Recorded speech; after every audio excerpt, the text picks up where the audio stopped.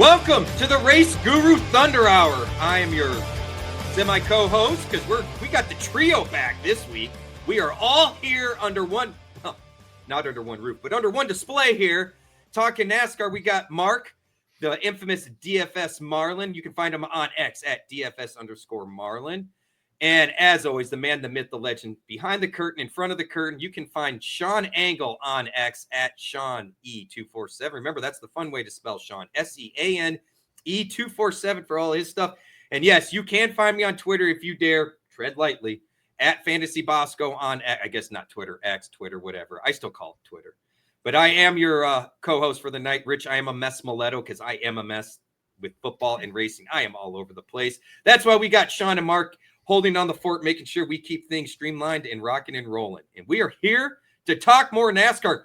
Gentlemen, it is the last race of the year. Can you believe it? It is nuts in order to think about it. We're now through the 36th and final points-paying weekend right here. We've got the last truck race of the season, the last Xfinity Series race ever this weekend.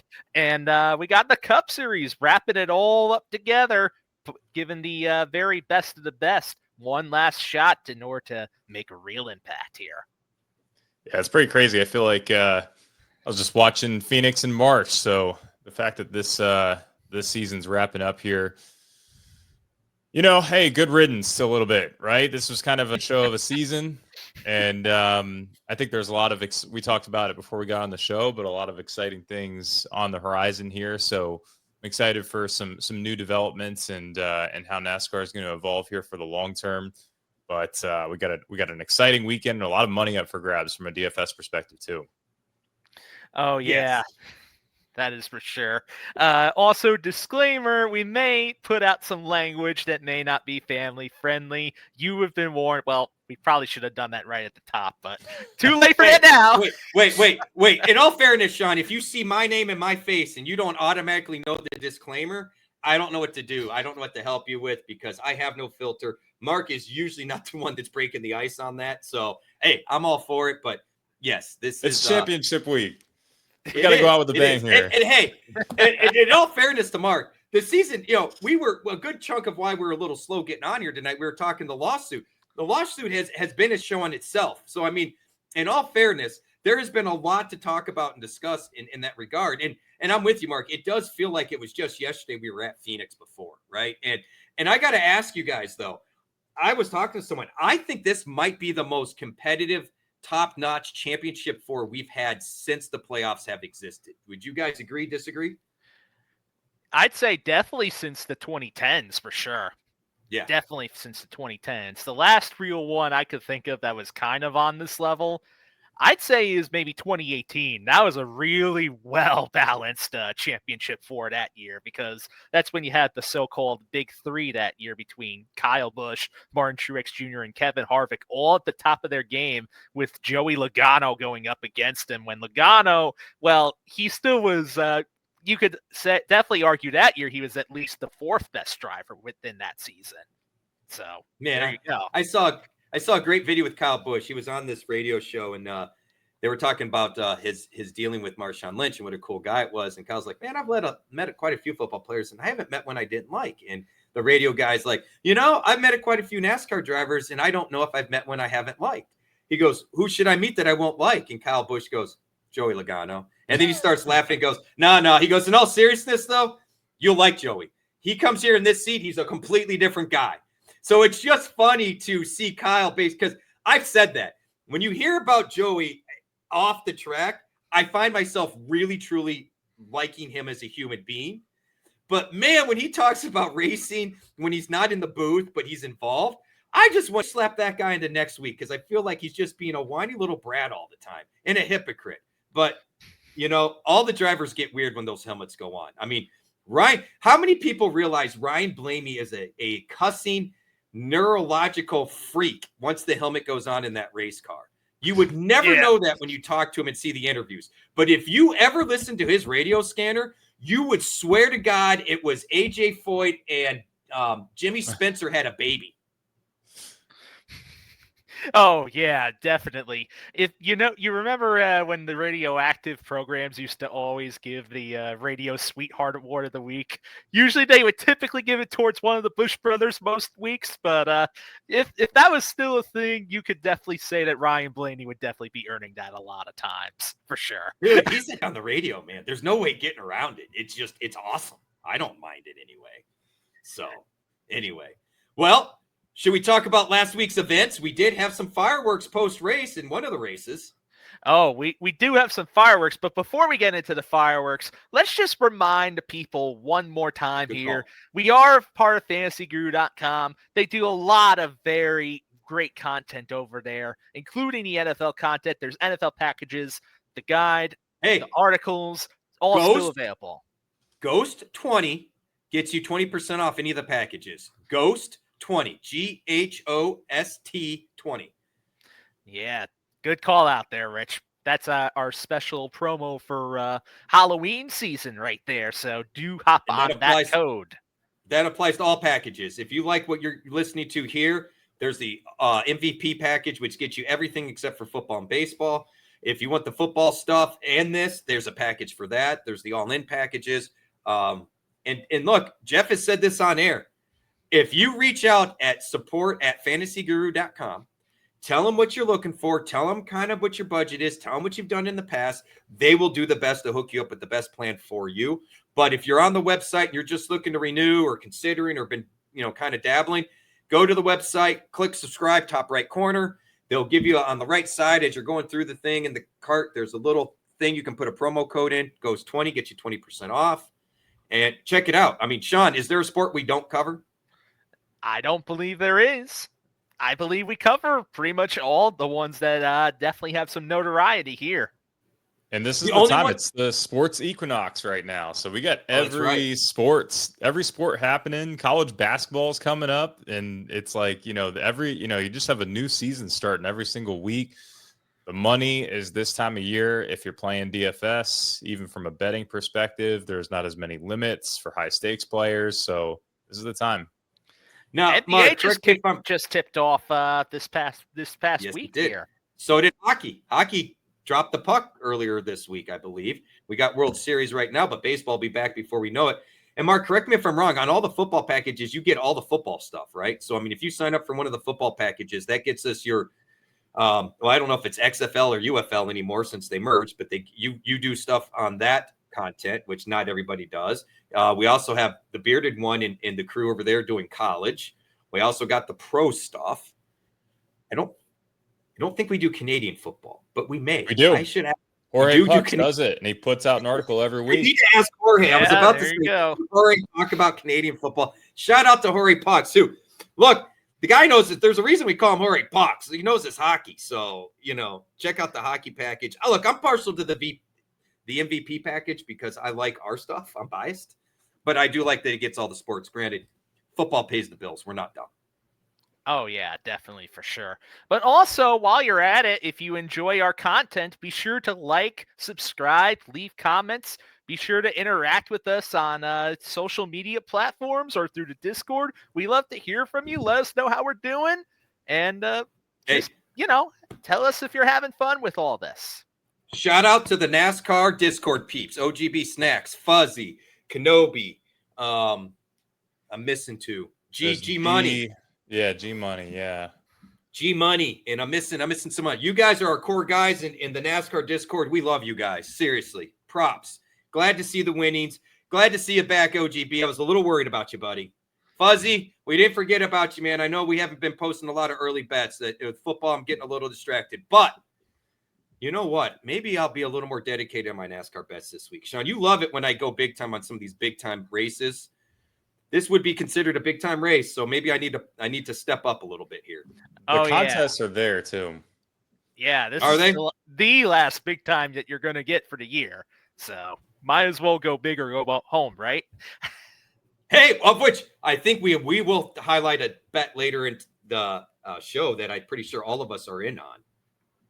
Ooh, that's a nice tease. It's a nice and wonderful tease. But speaking of things that were teased, how about we get back to what we were teasing earlier and talk about the fireworks that was Martinsville? we got a lot of reactions and a lot of different talking points that we can cover between all three of the races right here. We had 3 races over at Martinsville. Truck Series, they were back in it. Corey Heim it was Heim time once again. He now has the same number of wins matching his car number now at this point, which is quite impressive. So I thought he already had 11. I thought that for some reason this was 12, but my bad. Yeah, this is number 11. Xfinity Series, well, that was full of fireworks right there. And then we ended up getting a first-time winner with Taylor Gray finally getting his first career win. Shout out to Taylor Gray, right? I mean, we expected a nice win to come in the trucks. Once he moved up to Xfinity, we were really expecting good things, especially at Joe Gibbs.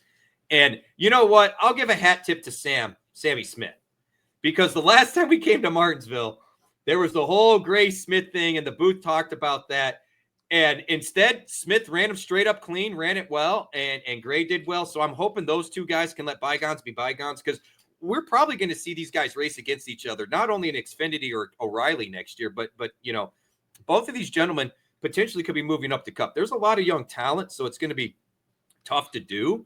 But, mad props. And, hey, shout out to Lane Riggs.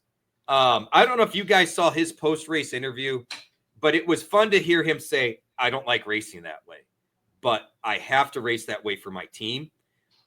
It's my job to get us into the playoff, the championship 4. I didn't do it enough. Man, I hated racing guys like that, but I had to do what I had to do. I can appreciate that. And I'm torn because I don't know about you guys. Were you guys watching the separate box over there with the playoffs and how it was like +1, -1, -2? Like there was literally 4 points separating most of those guys. And the same thing for Xfinity. I'm going to kind of miss that. At the same time, I'm not going to miss someone like Lane Riggs having to drive people over. Yeah. Yeah. I don't know what's gotten into me tonight, but it's bullshit. Like Lane Riggs, 3 wins on the season. He's got more wins than the 2nd, 3rd, and 4th driver in the playoff standings combined. Yeah. You're spot on, Mark. You know what I'm going to say to that, Mark? Welcome to the playoffs. Yeah. I mean, yes and no, because this is different than football. This is, there's a lot more variable that goes into effect on a race by race basis.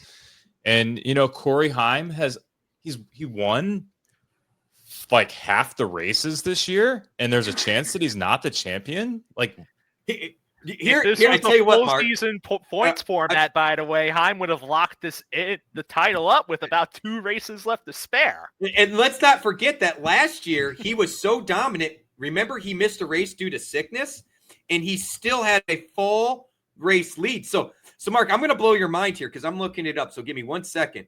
But I think you are going to be shocked when I tell you how many races this man has won over the last 3 years in the Truck Series and has 0, count them again, 0 championships to his name. I mean, if that doesn't tell you what a mockery that is, I don't know what to say. So in the last 3 years, he has a total of 20 wins. 20 wins in the last 3 years. And yet he's led. This is incredible to me, though. So they ran 3781 laps so far, or Corey Heim has. He's led 1,525 of those laps. He's led almost 50. He's at like 40% of these laps. 40% of the laps run, he's led. He led 682 last year, 611 the year before.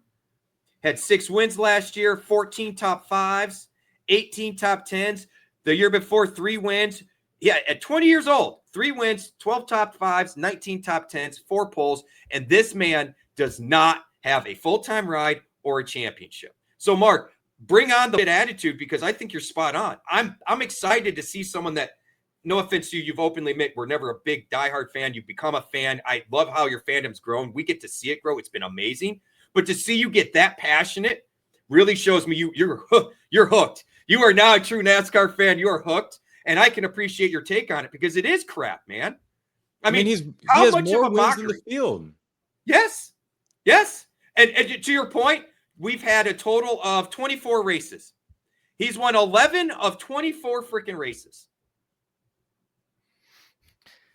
And mind you, Heim Time himself, he's within the top 10 all-time most victories ever for the Truck Series, too. For the Truck Series. And he doesn't have a championship. Oh, and here's another stat to blow your mind, Mark. How many drivers have won 10 races in the Truck Series and don't have a championship? 10 races in the Truck Series. I don't know. I'm curious. Nobody. None. Everybody who's won 10 races in a season in the Truck Series has a championship, except for Corey Heim. It's crazy. I don't know. Well, technically, you could also throw Kyle Busch, but that's only just because he's never ran a full-time truck season. He don't count because he's not eligible. But like I said, he never ran a full season. Split hairs here, bro.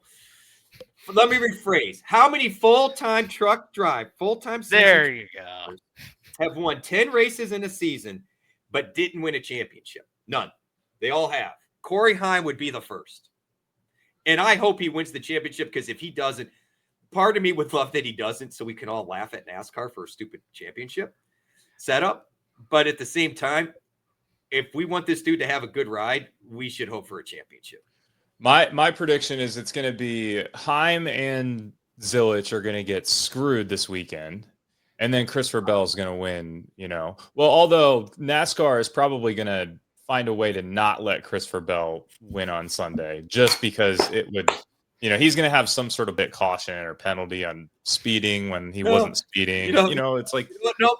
You know what will happen, Mark? Christopher Bell will win, and Denny Hamlin will get second, and Denny Hamlin will win the championship by getting second, which is the biggest FU to NASCAR because exactly. And he didn't even win the race to get the championship. And Christopher Bell look, in all fairness, I do think it's a top group, but Byron, Larson, and Briscoe only have 3 wins on the year. Bell has 4. Yeah.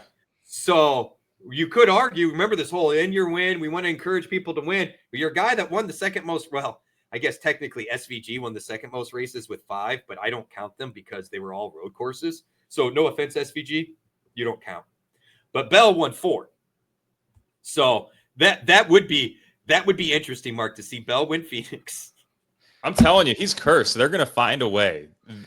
We talk about corruption. We just saw it with the NBA. The NBA was Did you guys see the poker tools they use? Yes, that's what I'm talking. Yeah. It's crazy. Oh my God, the lenses, the glasses. Just gonna bring up one other point in regards to the whole points format thing.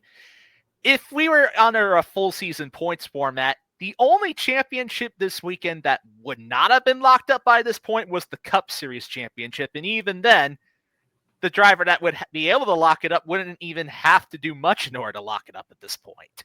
Which, in all fairness to NASCAR, this is why they wanted the championship set up this way. However, I asked about how cool it was to watch the box there at Martinsville. How much of us were we watching the box and not the race itself? And so my argument is we as fans, especially fans at the track, are watching the race at the track. They don't have the luxury of watching the box score like we do on TV. And so you do a disservice, in my opinion, to those fans at the track, and you have a totally different product, right? So would I be bummed that we already know the champion going into the last week? I don't know, because I tell you what, do I think Lane Riggs is going to drive any less hard to win the race, knowing that he wasn't winning the championship? No. Well, he still has a reason to compete anyway, because his truck is still in it for the owner's championship anyway, too. So he's got incentive, too. Because that actually is what pays the bills. Yeah, but can anyone catch the 11 owners points? They treat the owner's championship just like the driver playoff, with the win and you're in and everything, and the resets too. Okay. Just like an unlucky caution in there. A guy that's won 11 races could get screwed by some sort of weird caution or some sort of fluky thing that's almost out of his control, and it's like, man. Mark, did you see Bob Pockrass' statement, by the way? This was I've seen he's been really active, so I don't know what you're referencing. I've seen a lot from him today. Yeah. So this was probably maybe 4 weeks ago. He made the comment because they were saying, well, hey, look at, other sports. And was he on with Harvick maybe when he said this? But they said, well, you look at other sports and, the 7-9 team or the 9-7 team beats the 12-3 team or whatever. And Bob's response was, yeah, but you don't accidentally see the football deflate out of nowhere.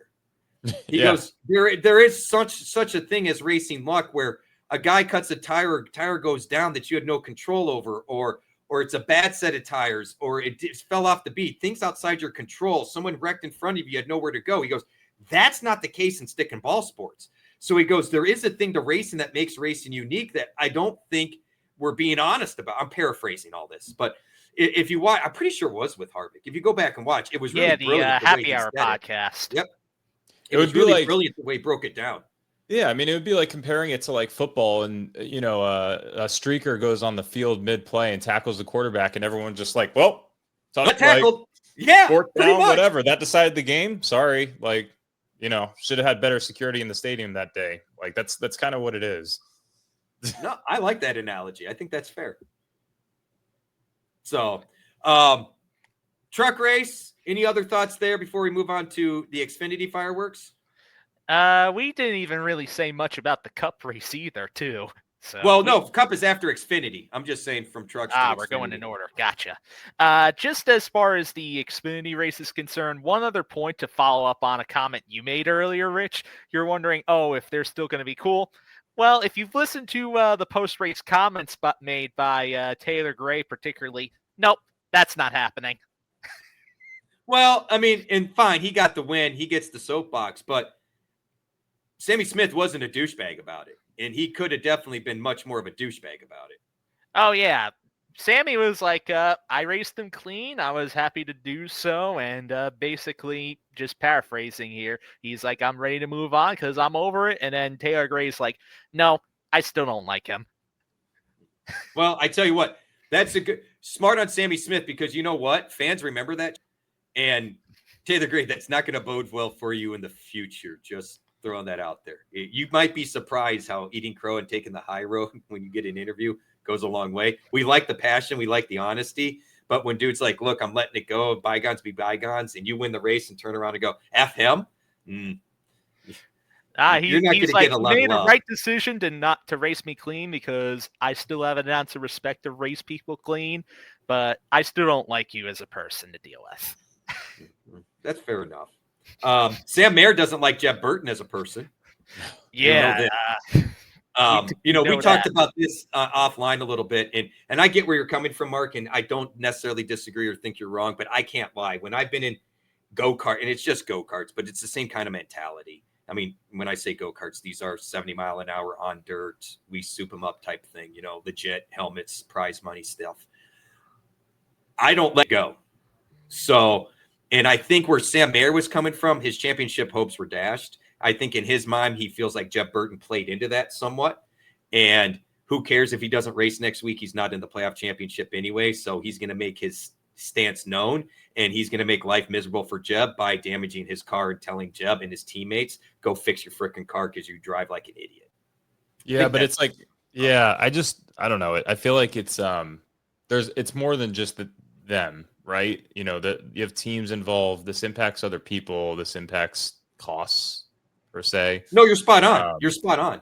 So it's like, I don't know, find him afterwards and slug him. Like if you're really, because you got suspended this week anyways, and right. I'm assuming fined at a certain amount too.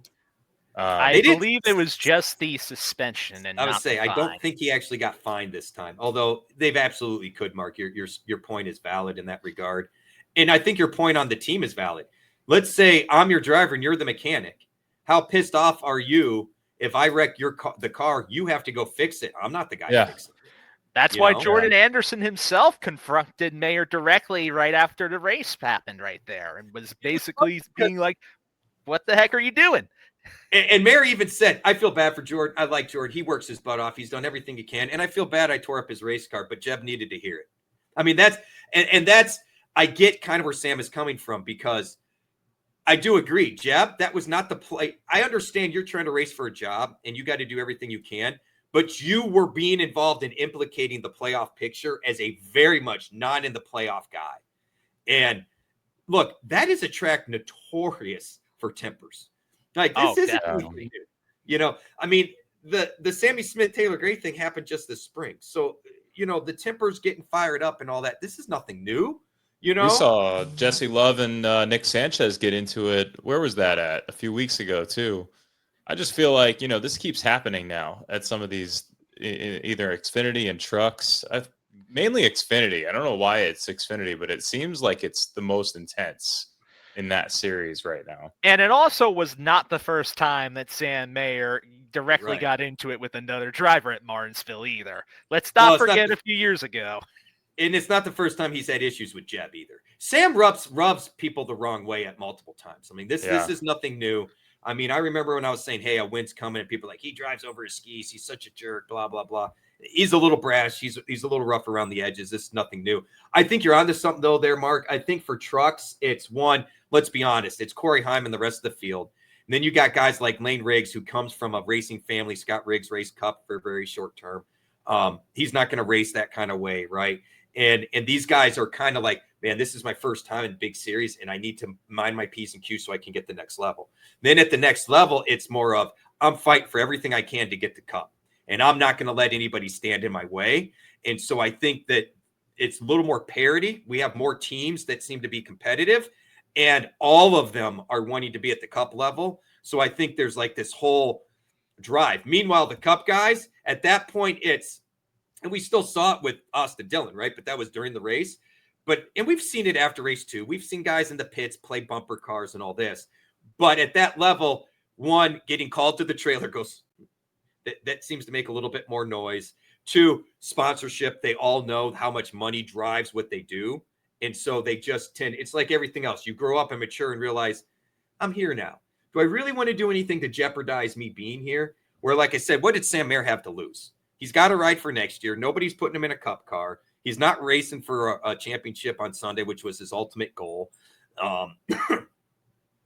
He wanted to make the point known to Jeb that I'm not real pleased, and you get to deal with your teammates having, or your team having to rebuild the car or fix it because I think you race like an idiot.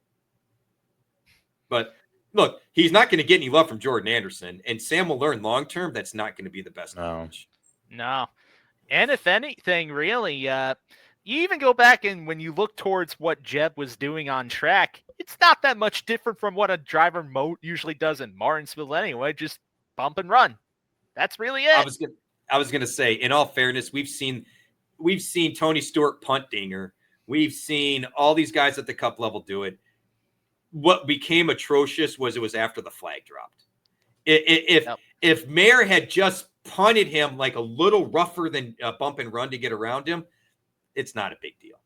It was the fact that, to your point, Mark, now you've made it miserable. And my buddy at work made the comment, when you do it after the checkers drop, nets are down, two guys are coming off the road, people have their guard down. You now are putting people in a real safety risk area, and that's why they suspended him. Yeah, especially on the cool down lap right there too. Right. So, but hey, Jesse Love limped his way in. Hat tip to him. Hat tip to Carson Guapo, which they did announce that he will have a full-time ride next year. I don't know how that works. I didn't hear the whole episode with Dale Jr. because I know they were splitting, but they did announce that Guapo will be racing in all the races next year. Shout out to Dylan, who thinks Guapo's going to find a way to win it. Dylan, I hope you're right, because if he does, it's going to totally screw up the. Oh man! Just puts a whole stake in the playoffs on why it's dumb. Oh, it would be much worse than either the other two won over Connor Zilic. That is for sure, right there. I totally agree. It's not going to be easy for Zilic over Allgaier. I'll tell you that much. Or Love, for that matter. So, for a guy that dominated the last third of the year, his championship is not solidified for him. Oh no, but we'll get into more of that later there when we talk about our final championship predictions a little bit late into the show. But getting forth and moving on from right there, Xfinity Series, we finished up with that right there. Cup Series, mainly it was a tale of two drivers that ended up dominating the entire race right there. William Byron and Ryan Blaney. We knew Ryan Blaney was going to be competitive right there, and he certainly did show that as he went all the way from 31st up to leading to the race late. But then William Byron, he was the dominant driver. He dominated the first 2 stages, led the most laps throughout the entire race, beat Ryan Blaney at his own long run game, passed him late, and just never looked back from there. So Willie B in that number 24 car, he advances along with Kyle Larson, and then we have Denny Hamlin and Chase Briscoe in the final 4, who already advanced based on previous wins. Christopher Bell just missed out on 7 points. He still ended up having a pretty solid day overall, but yeah, Martinsville actually was not a bad race in Cup as well, I'd say. There's quite a bit of action going on, even when you're not staring at the box the entire time. Well, no, because I mean, everybody knew it was going to. If the race wasn't won by one of the playoff drivers not locked in, it was going to be tight. But the fact of the matter was, the race was dominated by 2 drivers that weren't locked in. And look, we've talked about it before. I wasn't on the show with you guys last week, but I talked about in the article, Martinsville and Hendrick go hand in hand. I mean, I had no doubts that the 5 and 24 were going to run well, like literally no doubts. The 9, I wasn't as sure about. I felt like they just haven't had the speed lately. They've had kind of bum luck. But look, Hendrick at Martinsville is just a thing. I feel bad that we didn't push that dude to make that bet. The lap leading bet with Byron. I agreed with you, Sean, so I didn't comment on it. So I don't want it to sound like I disagree with you and was going to push him to do it. When he proposed it, I was like, you know what? It's not a bad bet because he has to have a good win. He is starting up front. He's going to try to dominate. So from that angle, even though the data didn't support the decision, I wish I would have chimed in and said, you know what, because of the story playing out and how it can play out, this is actually a decent bet to chase. Numbers be damned. And I would have been okay following the sword and being wrong on that. So I do want to give Fuzzy a hat tip for the find for a call out. I wish I would have stepped up. Sean, you cited the data, so please don't take heat for this. Oh no. Technically, I was the one that made the off call right there with that one. So. Right, but the data was, and this is where in NASCAR I say I there are times I know OGB loves the gut shots, and I love doing them too. But there's times that I've got to follow the data, and there's times that I just feel something and the data doesn't match. This was one of those scenarios because we knew what it was going to take, right? Other than that, Hurricane Hocevar. Learn to freaking drive, dude. I've been kind of in your corner. Right now, I'm going to slap your ass. Is really where I'm at because you about had a huge implication on the race when you were not a factor at all. And you legitimately, everybody else found a way to get going. You found a way to stall it because you didn't want to lose the extra lap. Pardon my French here, Hocevar. Go yourself. That is you need to step up and be better. If you want to talk the big game and run well, then don't be doing Bush League stuff like that. Or really, what I should also say is it should be Spire Motorsports' 2026 lineup right there, dude, causing all the chaos within this race right there. What is Suarez going to do when he gets there? I'm a little confused. I mean, granted, he did get beat up to start the race. He's the one that got turned first, but those guys could get the heck out of each other's way, man. The last time that Hocevar got turned around was because of McDowell right there, too. That's why I'm bringing this up. It's all 3 of Spire's drivers for next season all ended up just causing chaos and getting into each other and causing cautions throughout this race. It's wild there. They must have the same leadership team at Spire that they have at Joe Gibbs. I don't know. I don't know because if they're going to be all at each other's throats like this anyway, I don't know if Joe Gibbs is going to be able to Joe Gibbs would at least have some kind of measure of keeping order a little bit, I'd imagine. Well, I thought so, but, go back to the Ty Gibbs, Denny Hamlin thing a few weeks ago, and Denny's asking for support from the team to set it straight, and Joe Gibbs is basically like, nah, you guys figure it out. Well, that's just because that's Ty Gibbs specifically. I know, but I'm saying that you're playing with fire there, Joe. I mean, you've run football teams. You've been a coach that really kind of like to turn a blind eye to the fights on the field during practice, during preseason. But you also kind of honed it in when it came time to, forget. I don't think that's I don't know how I say this. Denny's your employee, and the lack of respect for your most seasoned veteran employee with the most success and you won't get clarity because your grandson, that is a serious nepotism problem. And I don't know that you want it to fester. And Spire, I don't know if they need to call Rick Hendrick, because isn't Spire and Hendrick, don't they have a decent partnership, Sean, or is that colleague? Well, they got a technical alliance right technical there. Alliance. It stands. It doesn't mean that Hendrick no, I know. has like direct involvement in the team. But I mean, the old cookies and milk story, right? The Chad Knaus and Jimmy thing. Maybe call Rick Hendrick and be like, help me out here, man. What do I do? Because I got 3 drivers that I've got to get along here, and they're all acting like babies.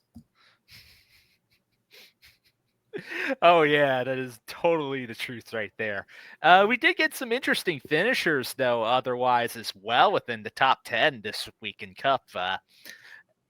We pointed it out before.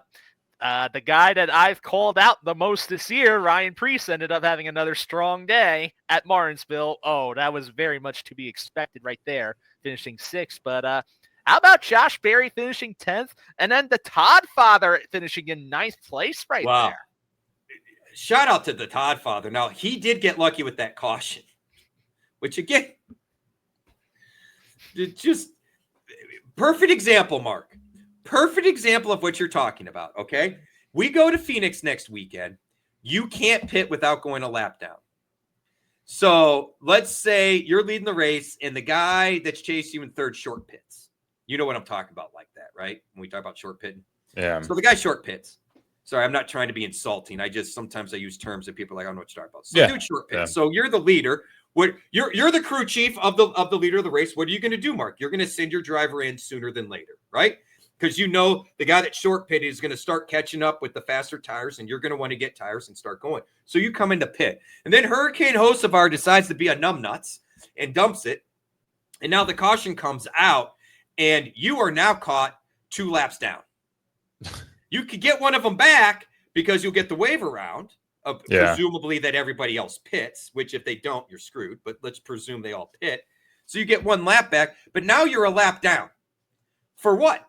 Because you happened to pit when somebody else couldn't control their car? Because that's what happened. I mean, I know people were mad that NASCAR delayed that flag. I didn't have a problem with it because I really don't want to see that flag get thrown until pit stops are done. I mean, Austin Cindric got caught speeding, trying to beat it, all the other things that went to it. But, Mark, that is a perfect example of what you were talking about earlier about luck, the things that you can't control that's going to completely change the outcome of the championship. Well, there was that one caution that was right in the middle of that other green flag pit sequence in the final That's what I'm talking about. Actually, you mean the one where Eric Jones spun on his own, right? Yes. I'm sorry, not Hocevar. It was Eric Jones that spun on his own. Yes, that is the one, Sean. Probably the one caution that didn't involve a 2026 Spire driver right there. Valid statement, yes. But here again, and I don't think Eric Jones did it maliciously, right? But no, my point he did not. He just simply lost control of his car. And it's going to happen at times. But like Mark was saying earlier, we don't have a streaker coming out onto the track, popping tires or popping footballs. We don't have the quarterback getting sacked by the coach. We don't have a bird dive bombing the ball and scooping up and taking it away.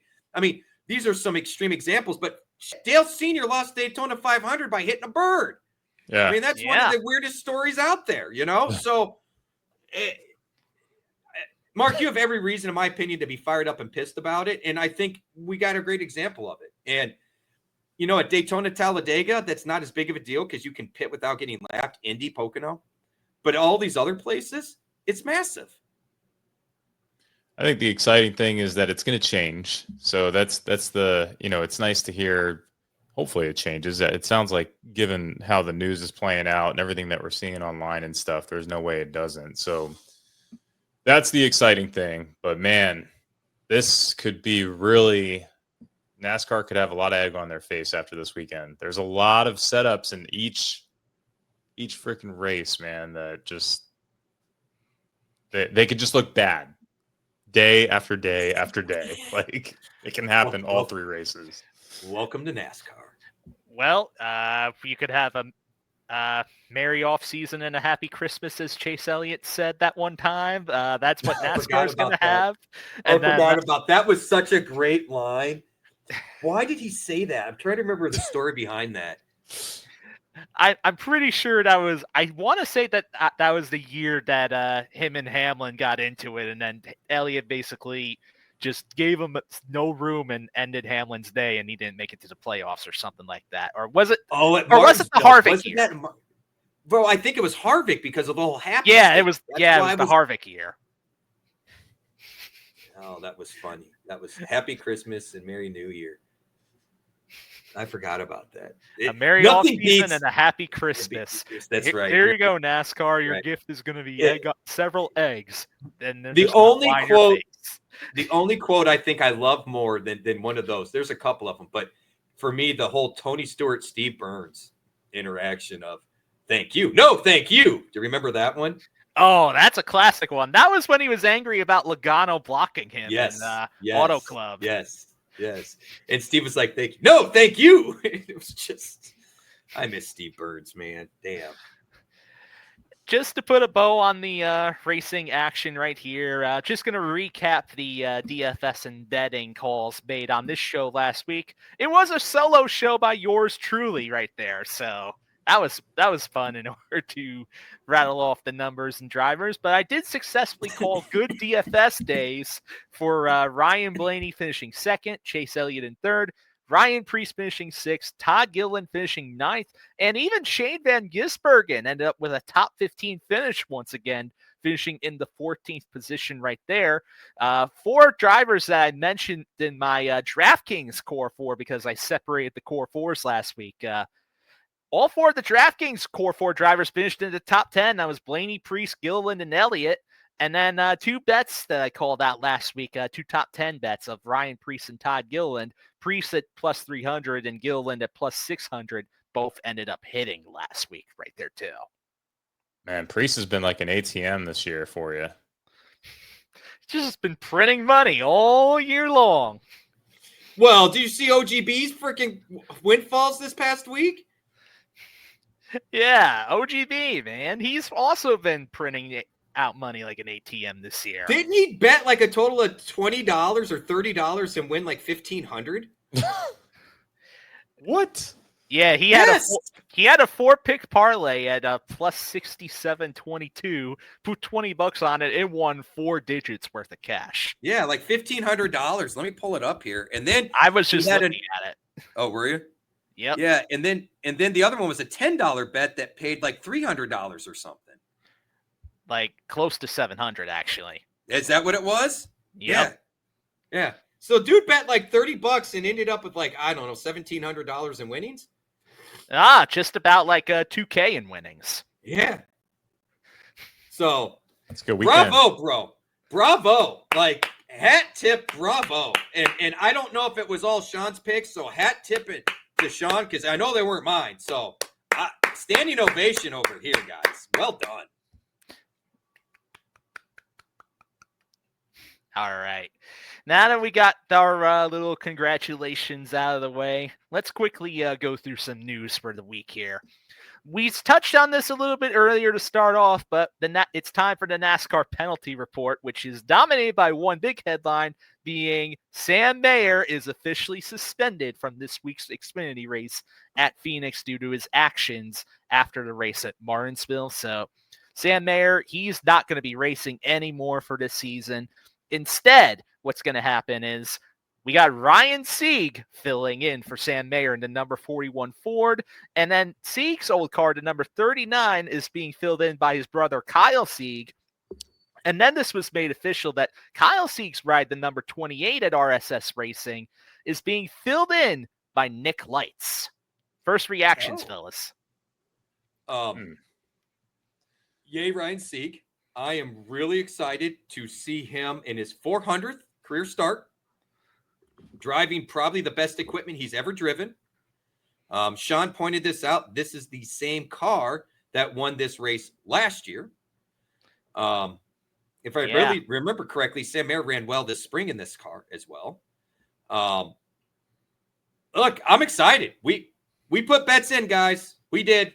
It's 25-1 for Ryan Sieg to win. It's 6-1 for a top 3. Maybe it's greedy. Maybe it's selfish, but we went ahead and put a couple of bets in. They're low bets. We're not talking 10-unit bets. We're talking like half-unit bets. But at 25-1 and 6-1, hey, I hope he gets a win because then we'll cash both bets.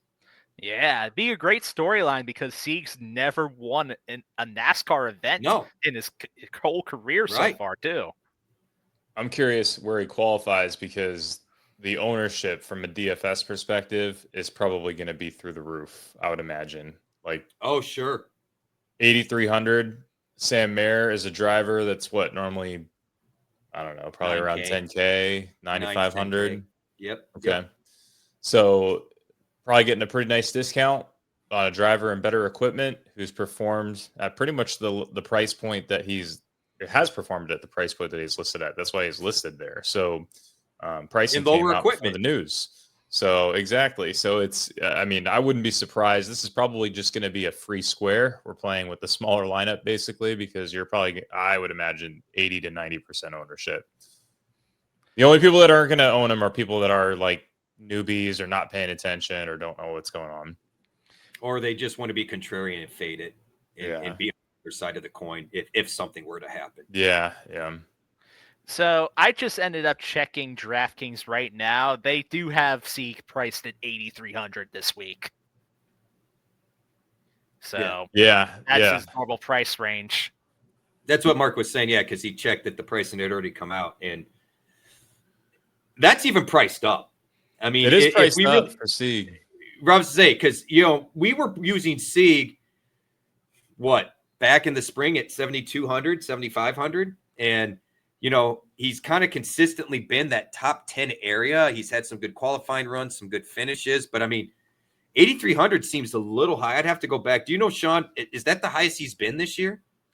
I want to say that he's probably been at least a little smidge higher on certain tracks because there are some tracks where he's historically had some good runs. I think maybe like Las Vegas being a particular example where I think he was Richmond one of them? Yeah. He's been at least like somewhere between the 8.5 to 9K range before the season, I'm pretty sure. Mark's checking. Mark is in the know. Mark is in the know. Yeah. This man like bleeds DFS. I don't know if you guys know this, but if I cut Mark, like it's like DraftKings and FanDuel logos just like spew out of the wound. What's funny is I can't seem to find him right here. I don't know. Oh, here we go. So his numbers aren't great. It's interesting that they have him at 8,300 given, I mean, he just finished earlier this year 4th when he started 30th. So, but outside of that, nothing really stands out too much. I can't remember in the Xfinity race. I know this for the Cup race. The Cup race in March, they did the option tires. But I don't know if they did that for Xfinity. Well, yeah, it's not going to happen in Cup race for this race or anyone. No, they didn't do it. They only did that they only did that at Cup because keep in mind, Mark, because Cup runs that weird tire with the single lug, it's actually a wider diameter tire. So they actually only use trucks and Xfinity will use the same tire. Cup will. Yeah. So they used to all three use the same tire, which is interesting. Yeah. Well, I'm just thinking then that's a true 30th to 4th. So he figured something out this past race, it feels like. We're going to talk about the tires a lot for Cup too, but this seems like a kind of a free square in my opinion. The interesting thing to note about this too is that RSS Racing this year they've had the technical alliance with Haas factory teams. So this is like going from the satellite team where you're getting the offshoot equipment towards the actual team that provides the equipment. So it's like going Spire to Hendrick. Yeah, exactly. Perfect analogy right there, Rich. That's exactly what's happening with Ryan Sieg this week, to note. Interesting. Let's talk a little Kaulig racing here, shall we?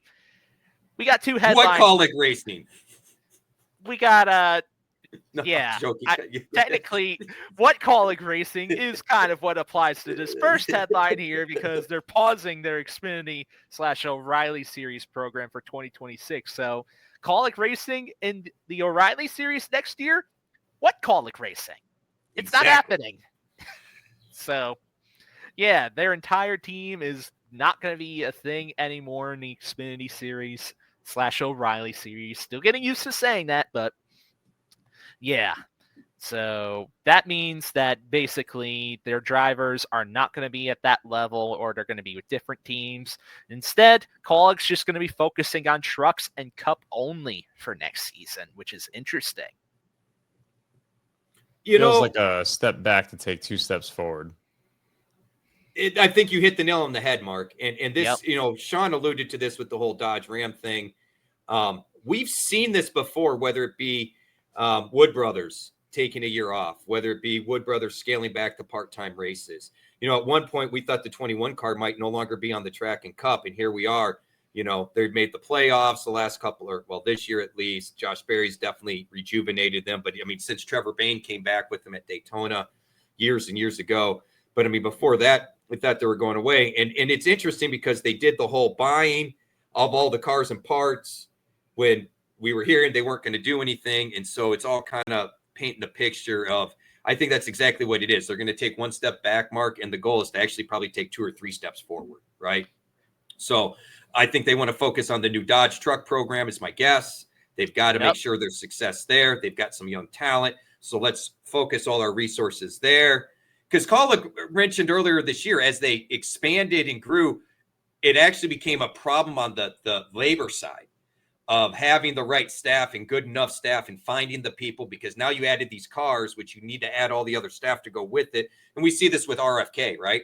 Brad's kind of taking a step back while Priest and Bush are kind of holding their own. It's all about, they got to get the right people. I read a book one time. It's all about getting the right people on the bus first. Once you have them on the bus, then you get them in the right seats, right? That's how you build success.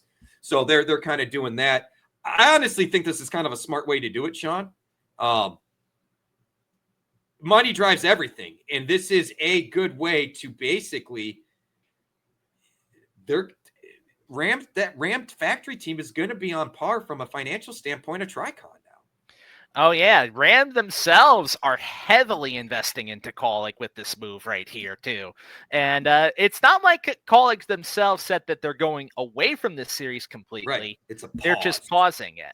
So they've already are implying that by the time maybe Stellantis / the Dodge Group get themselves a cup program, they might end up bringing in an O'Reilly series program to go along with it at that point. Cool.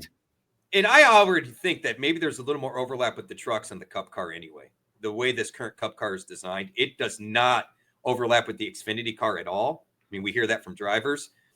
But we've seen the guys go from the trucks and adjust quite well to the car. Hocevar, Heim. Like, this is nothing really new. So I think it's kind of a smart, savvy move. Big time. Speaking of moves, and you mentioned about drivers, well, Kaulig Racing at the same time that this was basically being confirmed, they made the announcement today of 2 more of their drivers joining their roster for 2026. They're going to be bringing Daniel Dye and Justin Haley to the Truck Series with Ram next year. So now 3 of the 5 seats at Kaulig with Ram are confirmed right there. Those 2 are joining Brendan Butterbean Queen as drivers in the Truck Series for 2026 at Ram. Seems like a pretty stacked group. You mentioned it, Rich. Christian Eckes. Are we going to see him with this group or what? Makes you wonder because you don't have a ride, right? Yeah, it's pretty interesting that Christian Eckes was not confirmed. I mean, Daniel Dye we kind of expected because there's been some connections with Kaulig and Ram already out there with Daniel Dye, and he does have extensive Truck Series experience as well. Justin Haley, I think, is the little more surprising, especially considering there was not too long ago when Chris Rice was going on there saying, we're not sure we're going to even have space in order to put Haley into any of our programs. And then, lo and behold, Justin Haley's back with Kaulig right there. After basically losing his ride. Yeah. Yeah, it's all very interesting. But as for Eckes himself, wonder if he's going to be joining them with trucks or if he's going to find his way with another team. That remains to be seen, but I guess they're still working some stuff out with him. Did he race with McAnally too? Heigelman? Yeah, he raced with McAnally actually the last few seasons before he joined up with Kaulig this season. I wonder if he ends up back there, man. I will also say this one other point here too, but even though they say that this ride is going to be confirmed, basically, Ty Dillon is still not signed officially for next season yet. Makes you wonder. Mm-hmm. And they're going to be ending that whole RCR alliance after next season in Cup anyway, because of the obvious Dodge connection coming. Yep. Just saying. Interesting. But either way, speaking of Cup, let's talk about another change that's going to be happening. Ross Chastain, he's going to be getting a new crew chief for Cup in 2026, Brandon McSwain. No relation to Fatback McSwain, in case you were wondering, Rich, but I was wondering, actually. But yeah, Brandon McSwain, he's an engineer that used to be on William Byron's team in Cup here. Now he's going to be having a crew chief role at Trackhouse and Ross Chastain, while Phil Surgeon, who's been Ross Chastain's crew chief over the past couple of seasons, even dating back to the year where he rode with Chip Ganassi Racing, that relationship is going to go into its separate ways right there. So what are your thoughts on this, fellas? I don't think I have coaching. Much. One of the things I've said, you and I talked about this 3 years ago, Sean.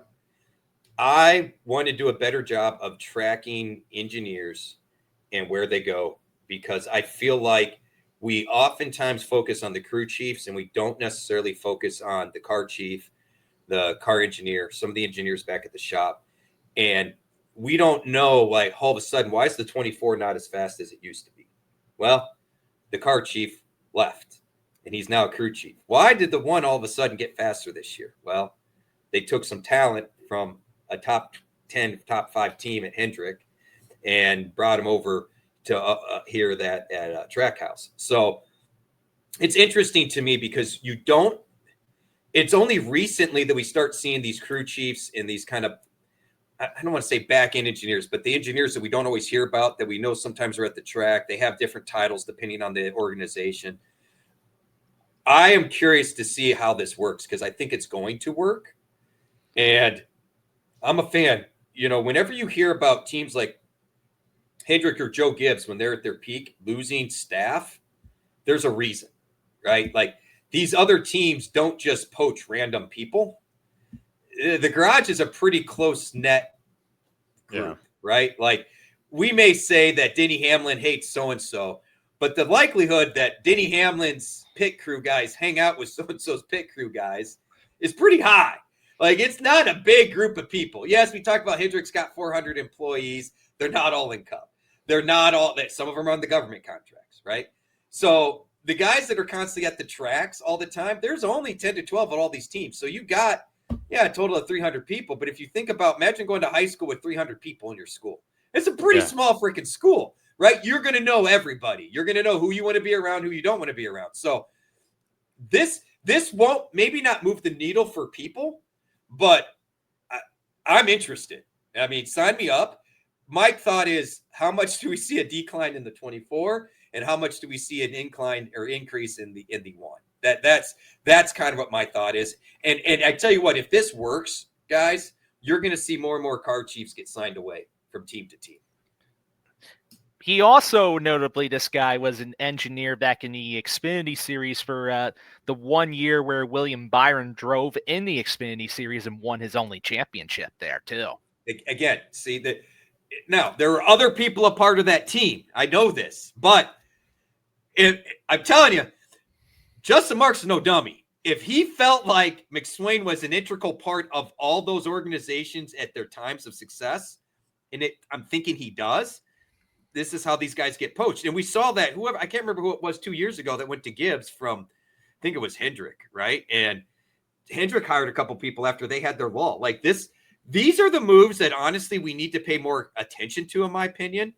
Now, if Brandon McSwain has success there, it's not like we're going to see him. It's not like an NFL coach or a college coach where, well, now he's going to switch to a Hendrick team to be a crew chief or a Gibbs team, right? But it's worth noting that 5 years from now, when they decide to change things up because it's no longer working, maybe we want to follow where McSwain goes more so than whoever gets, paired up with Ross, if that makes sense. Yeah, and it's interesting because you would think, considering that Trackhouse, they're looking in order to improve the results of Chastain, especially because we're now a few years away from his peak season where he made it all the way to the Championship 4. And he had a season where he ended up missing the playoffs. He had a season this year where he didn't make a deep playoff run. So you would think something has to change, right? They've got to. Jack Roush was notorious for this.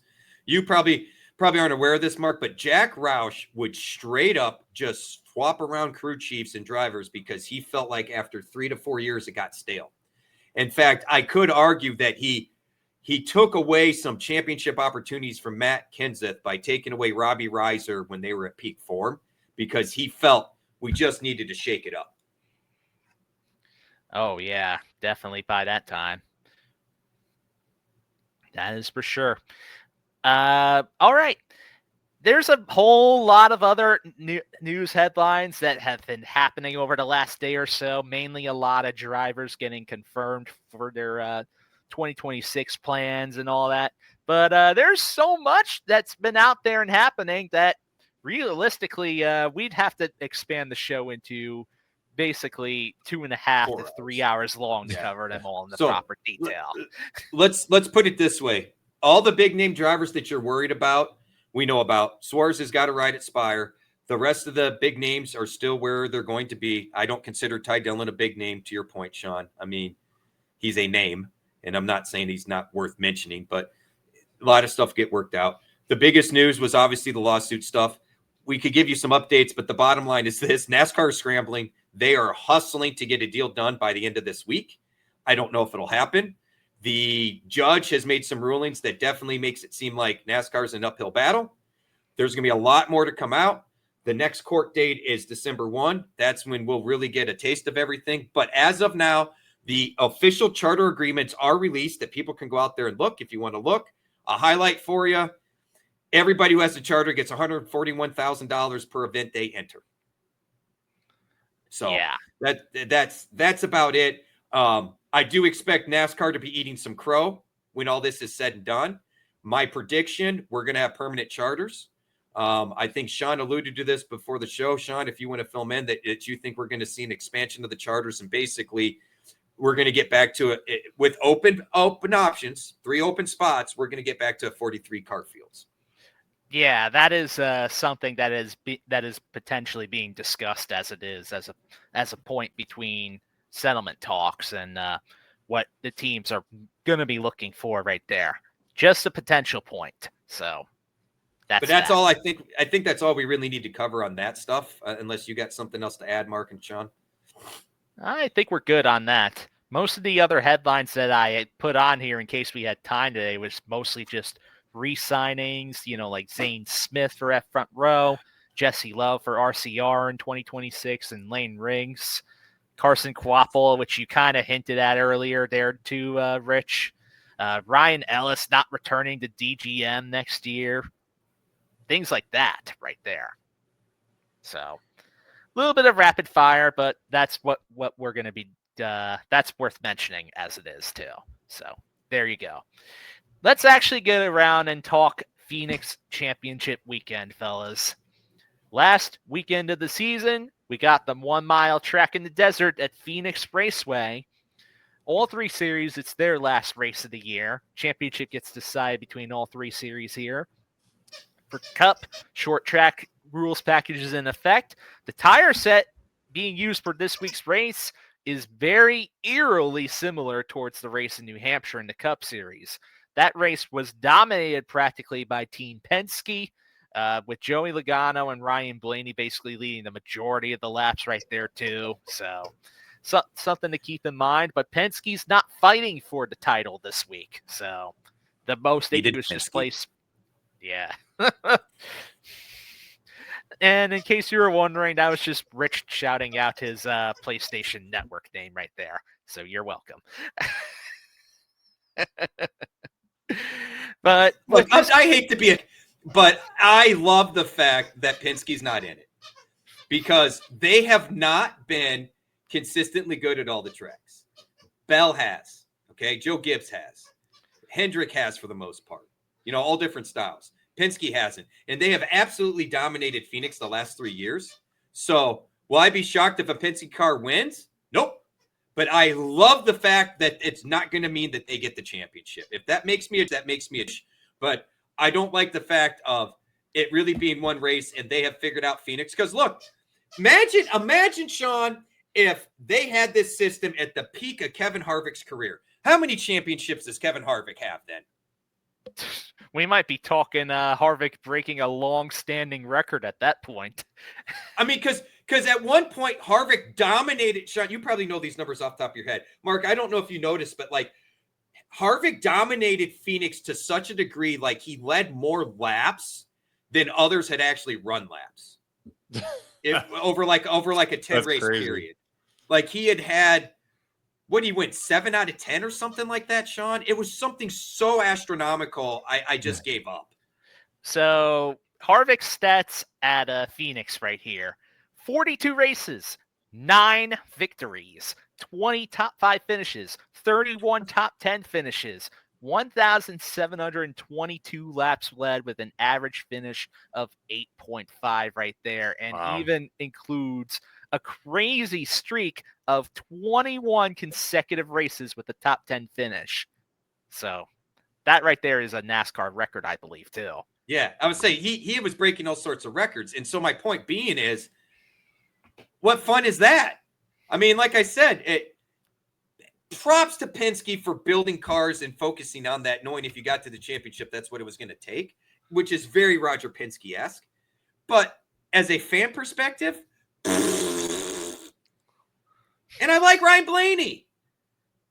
Maybe not Joey Logano, but all right, we talk about Penske and Ryan Blaney, but you could have actually made a legitimate case that if Ryan Blaney did not get as many DNFs as he did this year, you could make a case that maybe he would have basically been considered worthy enough. 100%. 100%. However, I would argue that this focus on winning your in, the whole point when they created this was to offset the DNFs. The DNFs weighed too much. I would argue we ruined that. So the fact that, if he didn't have the DNFs, he did have the DNFs. That is exactly why he's not in it. And I think that part of it did get fixed to some degree because it should matter. I mean, Chase Elliott, until the last month here, that guy finished every freaking race, And what did it really do for him? Nothing. Now, 30 years ago, that would have been big. I don't know what he would look at in the overall point standings, but I got to believe with all those top 20 finishes and all the completed races on the old system, Chase Elliott had to be a top 5 finisher at the end of the year for points. Well, if we're looking at the Winston Cup style stats, then he actually, I think, would be he's between that 5th to 8th place range at this point. Okay. So I was in the ballpark then.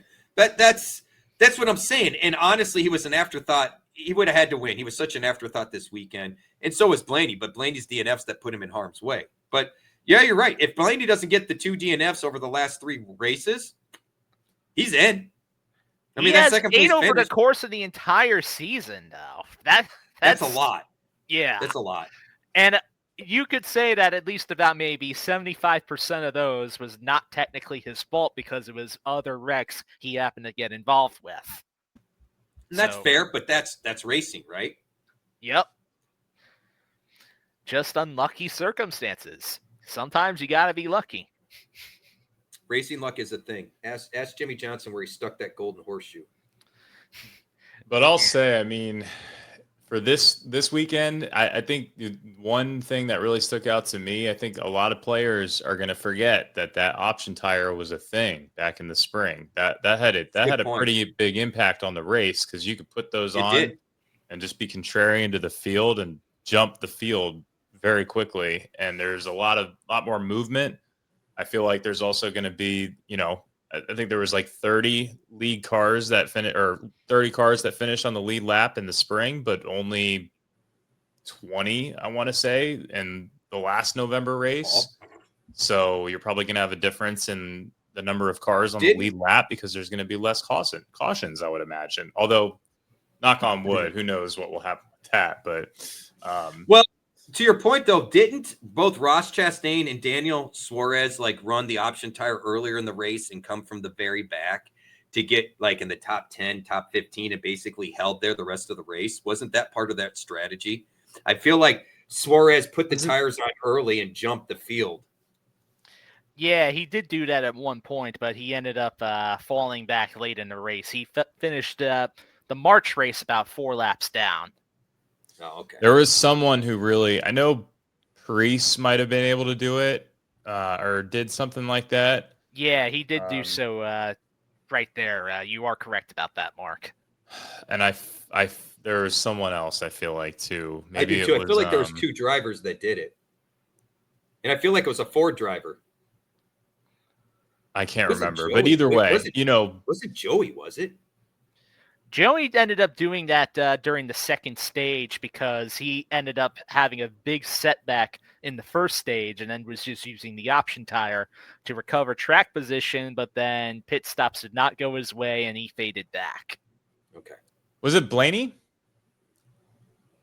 Because didn't Blaney start towards, I don't know, I can't remember that. No, Blaney had a engine failure, I feel like, in this one.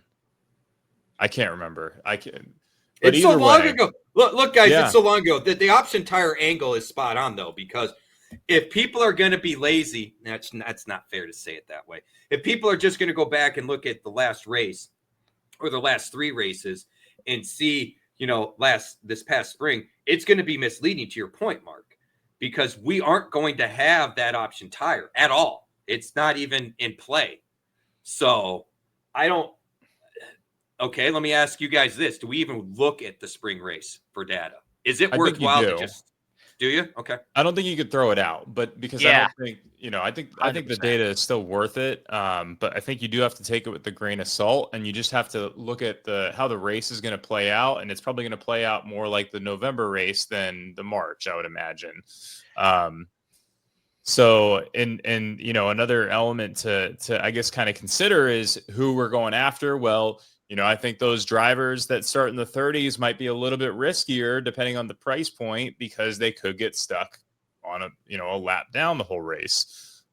Whereas you didn't have to worry about that as much for that option tire race. So, you kind of put a premium on those value price points that, have the qualifying position of 20th. So I think that's kind of just maybe the takeaway. And then in my opinion, I think the way that the salaries are forming, you probably have to have 2 dominators minimum. And if you can find a way to squeeze in a third, I really think 3 dominators is going to be the optimal here. How chalky is it going to be? Because my plan of attack was to try to get 3 of the 4 playoff guys in.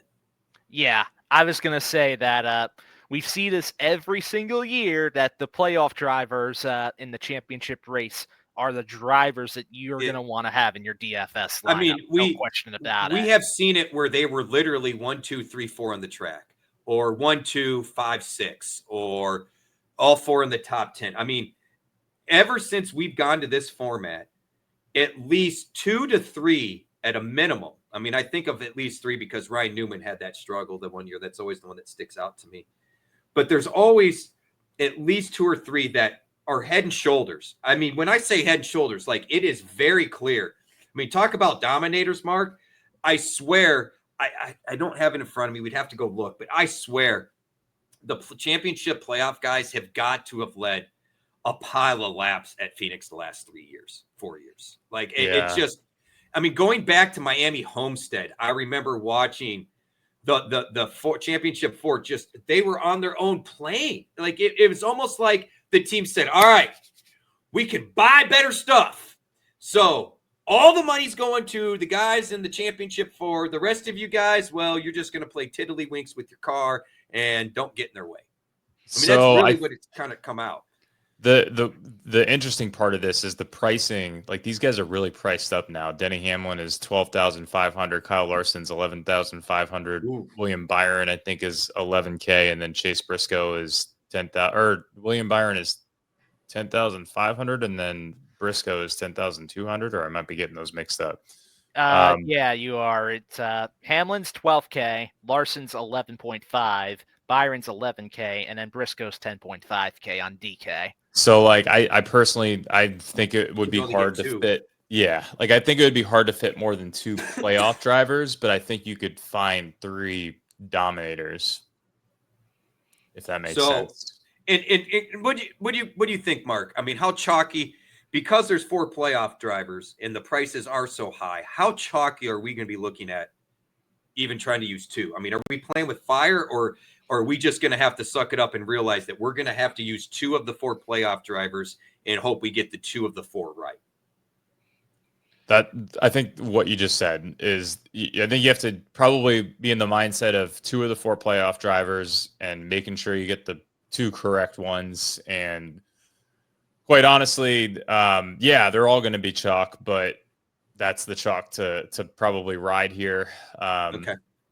You know, now, I just think with the playoffs, it's a little bit of a different approach versus kind of that philosophy. But I have a hard time going off of, you know, only doing like one of those guys, and I don't think you can squeeze in 3. No, not at those price points. I mean, I guess if you did, they're going to eat at each other at that point. You know what I'm saying? Like, right, you know, right. If you have Hamlin at 12 and then Larson at 11.5 and Byron at 11, like, those guys, not all of them are going to pay off, right? So only 2 of them are probably going to pay off. So let me ask you this. How much are either of you guys worried about the electrical and engine gremlins JGR has been chasing the last 3 weeks? That would be a question for you, in my opinion. That's fair. That's fair. I'll give my take, but I kind of wanted to know your guys' thoughts on that. And Sean, you had some, so hit him with me. I could see the wheels turning.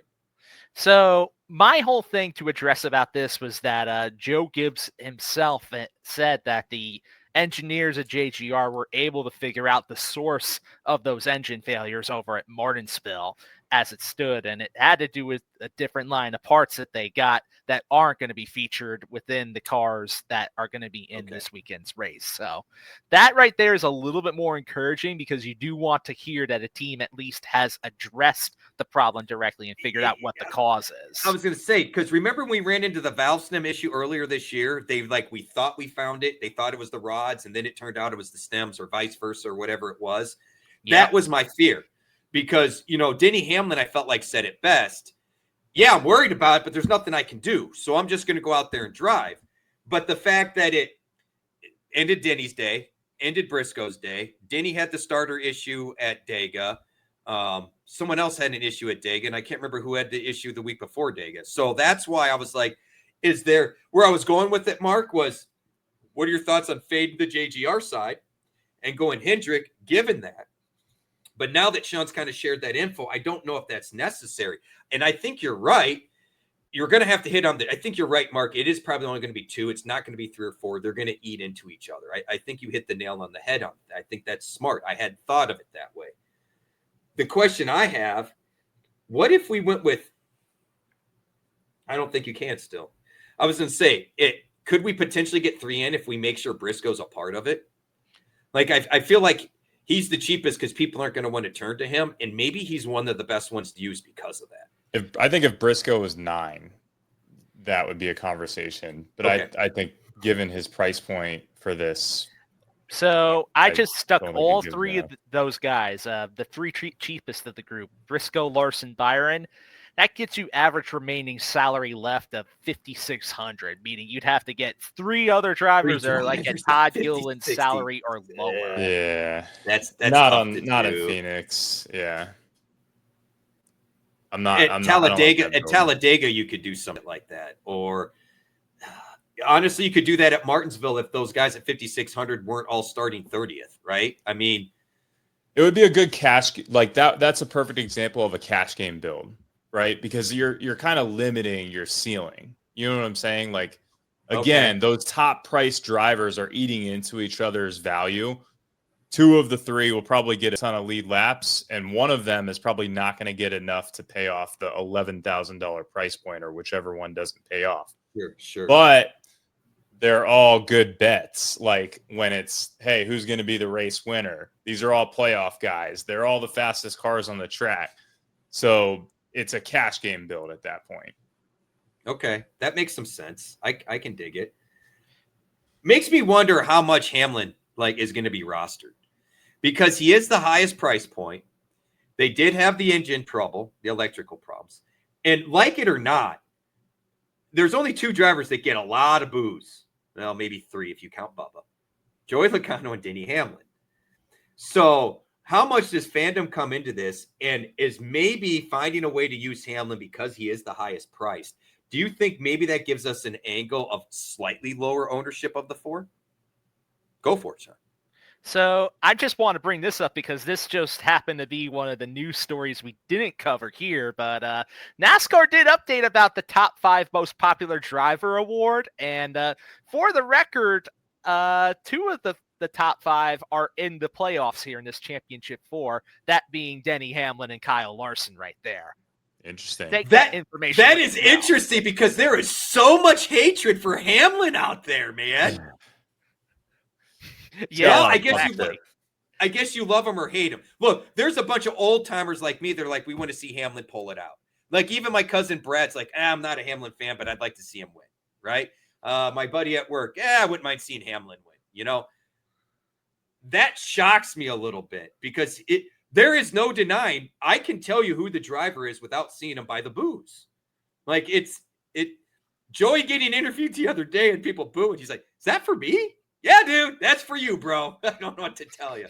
But Mark, I didn't mean to interrupt you. What was your thought there? Do you think there's a little bit lower ownership there with Denny? I guess I didn't see the Hamlin being such a fan high guy, but I guess given that info, I mean, do you think it's a horse apiece among the 4? Well, at first, I guess I'd be curious the clarification on that. Is he one of the most popular drivers or one of the most likable drivers? Is there a difference there? So I don't know how they define that, but I'm curious how they get to that, or what that literally vote a fan vote right there. Yeah, literally a fan vote right there. Either way, I think that is certainly a good point. I think Hamlin is totally in play, and it can absolutely work out. And you're right; he probably will be one of the lower owned of those 4 drivers, just because it's harder to get up to him. I think what's going to be the chalk is everyone is going to be doing what we have essentially been doing all season, where they're going to stack JGR or they're going to stack Hendrick. So in my opinion, this is just an opinion. I don't think there's a whole lot of data behind this or anything like that. I think it's important to maybe balance your dominators with the playoff drivers and go one of each. And I think that might be the lower owned combination versus going straight JGR or straight Hendrick.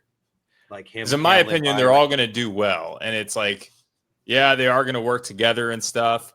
But think about it. If they're going to work together to a certain degree, now it's the championship. They're not going to fully work together. But maybe if they're, they're all in the top 4, there might be a little bit of an alliance situation at some point. One's probably going to get the lead laps more lead laps than the other. Think one of each in the team. Now, we've seen teams dominate, but I feel like the balance is the approach here and getting one of each team.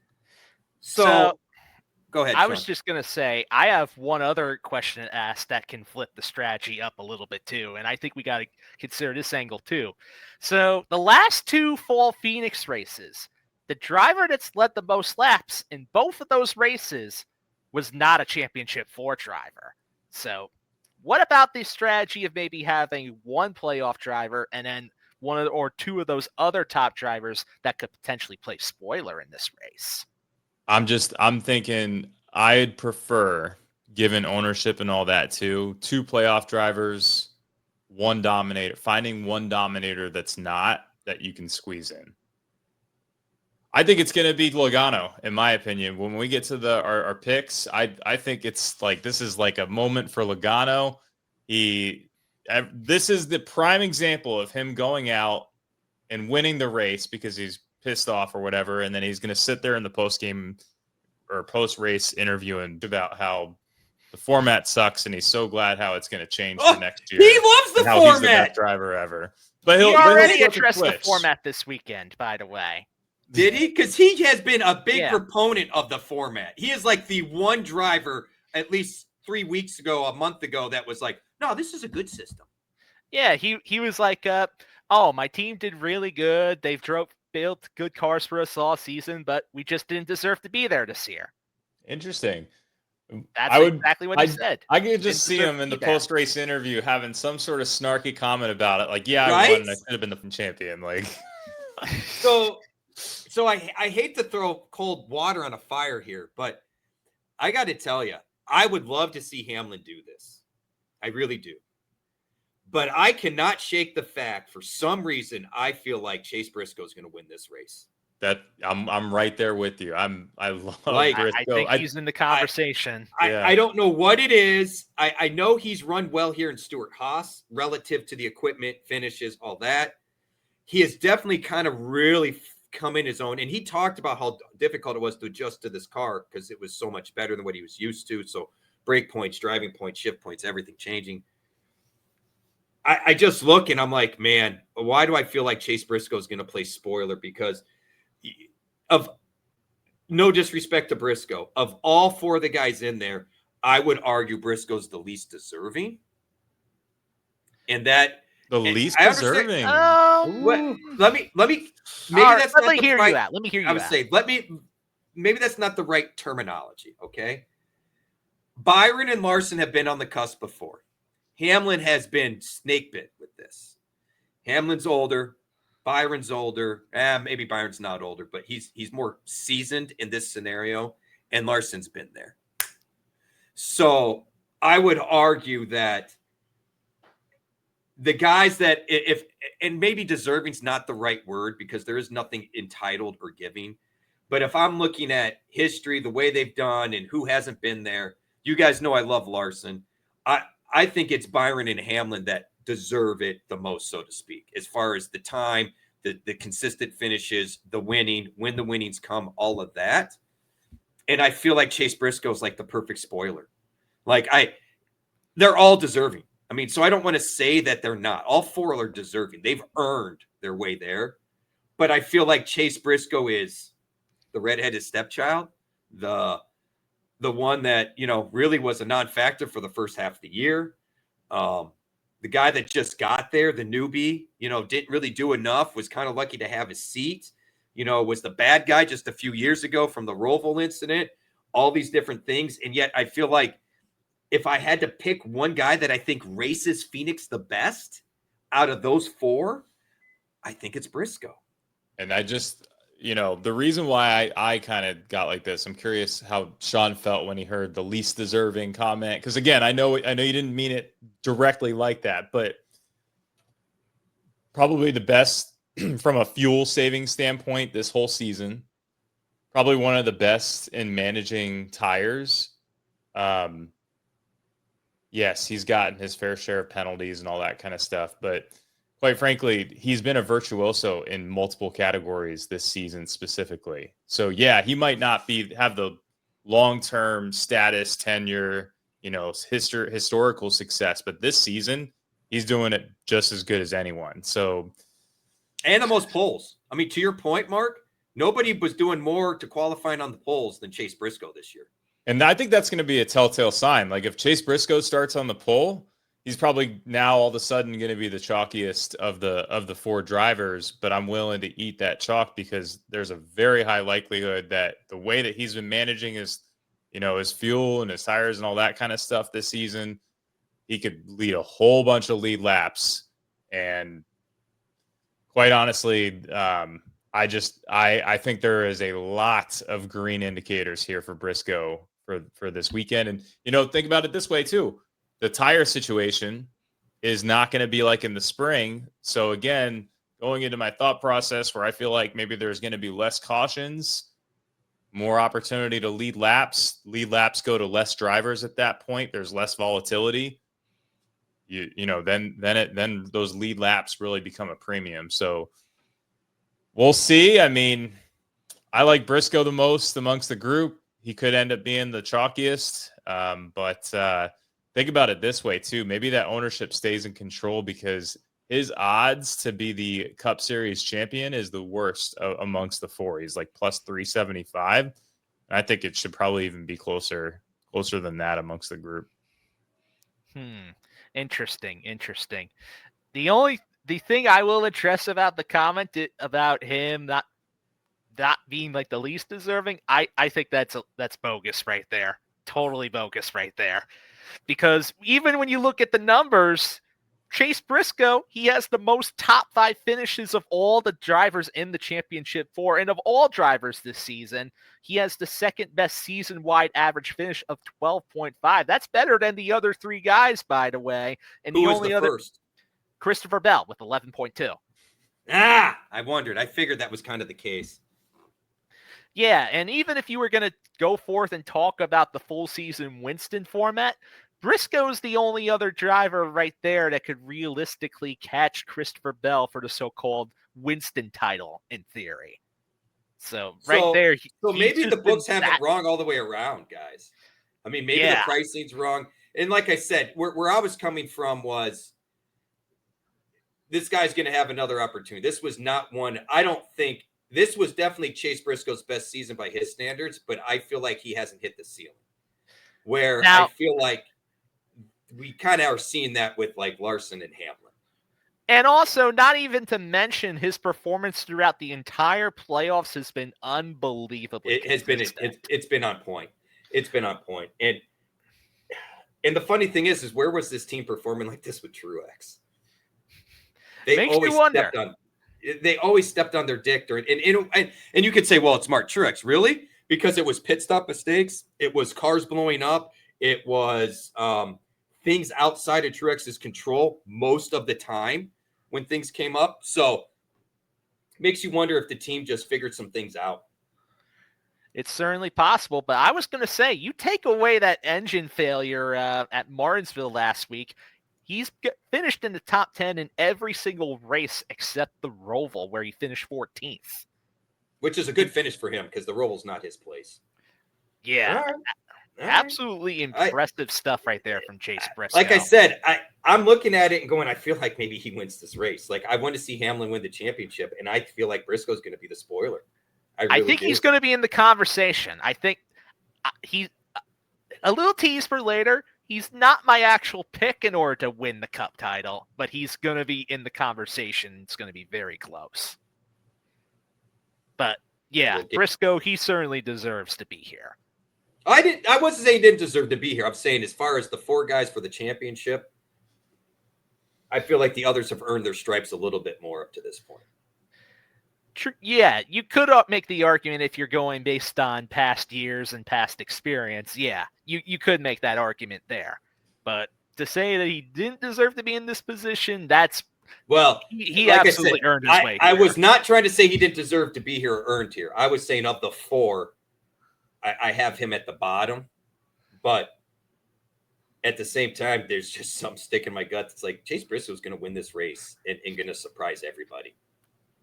Yeah, and there's even this whole storyline aspect, too, of this being his first real season in good equipment, too. Right. Well, and see, this is a surprise. I think that's why you're spot. Like, it's just he's like flying under the radar for no reason other than just like the name usage is not there like the others. And maybe that's just more a mental bias there, Sean. It's his first time with Gibbs. It's going to get better. He's going to be there for a while. Whereas I don't know how much more we got Larson at the top of his game. He's doing so much other stuff, Byron, he's got time left. Don't get me wrong, but I feel like he's, at times already been the class of the field, the not in class of the field, the 24, the whole deal. And we all know Hamlin's story, right? So yeah, when I look at it from that perspective, I'm like, Briscoe, we got you next year. And the year after that, and the year after that, like, we're going to get 10 years of Martin Truex and better performances from you. Life is going to be grand. You made a great job moving teams. You went from people thinking you didn't deserve a ride to, holy crap, you are deserving of a championship, right? I mean, Whereas last year, everybody thought Iceland was the greatest thing since sliced bread. We talked earlier in the year that we thought the championship was going to come down to Bell and Byron. So it's kind of a bummer that Bell's not in here, especially given all the data and stats you've shared. Briscoe's right there with all those stats you both shared. So, I mean, again, well-deserving, A lot of people wanted to see Bell over Briscoe, 100%. Yeah. That is very true that there was a lot of people that did want that as it stands.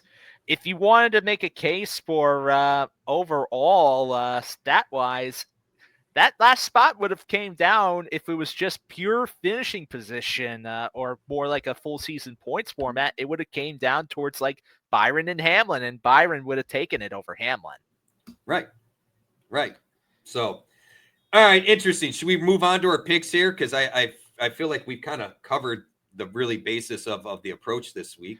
Yeah, we really went in depth on that, but hey, it's warranted because of the type of circumstances. I will point out, I don't know if we mentioned it, but 312 laps, I think, is the number of laps. Yep.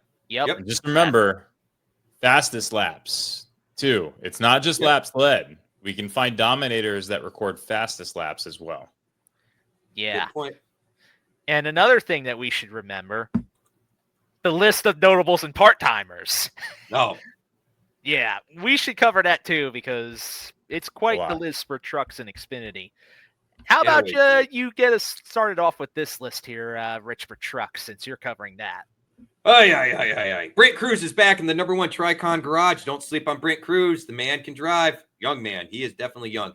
Nathan Bird in the 02 Young Motorsports truck. Clayton Green, the number 2 Rome Brothers Racing truck. Stefan Parsons is back. Number 7, Spire Motorsports. Boy, Stefan's getting an upgrade in equipment this week. Woo! That poor man hasn't had anything close to that to drive in the past. Mason Maggio, number 22 Rome Brothers Racing truck. Grand Van Alst, who is a jerk on the NASCAR 25 game for what it's worth. And the number 35 Grand Van Alst Motorsports truck. Tyler Reif or Reef? I think it's Reif. See, I thought it was Reif too, but I don't know. Tyler, R-E-I-F. I don't want to mispronounce your name because people butcher mine all the time, so I apologize, Tyler. Number 41, Nice Motorsports. It's a good ride. Cole Butcher, number 62, Harmon Friesen Racing, so he'll be a teammate to Caden Honeycutt this weekend. Luke Baldwin's back in the number 66 Thor Sport Racing Machine.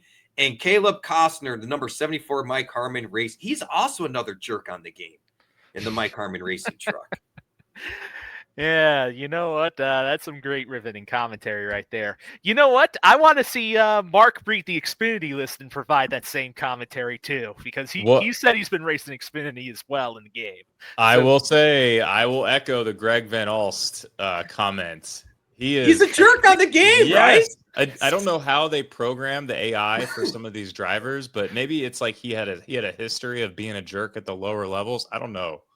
But we got Glenn Marine in the number 5 with Alpha Prime Racing, Patrick Emmerling in the 07 with SS Greenlight, and Brendan Butterbean Queen. Brendan Queen is a talented driver in the game, and quite frankly, I would say a talented driver in real life too, with the number 11 in Colleague Racing. That's an interesting one for Xfinity.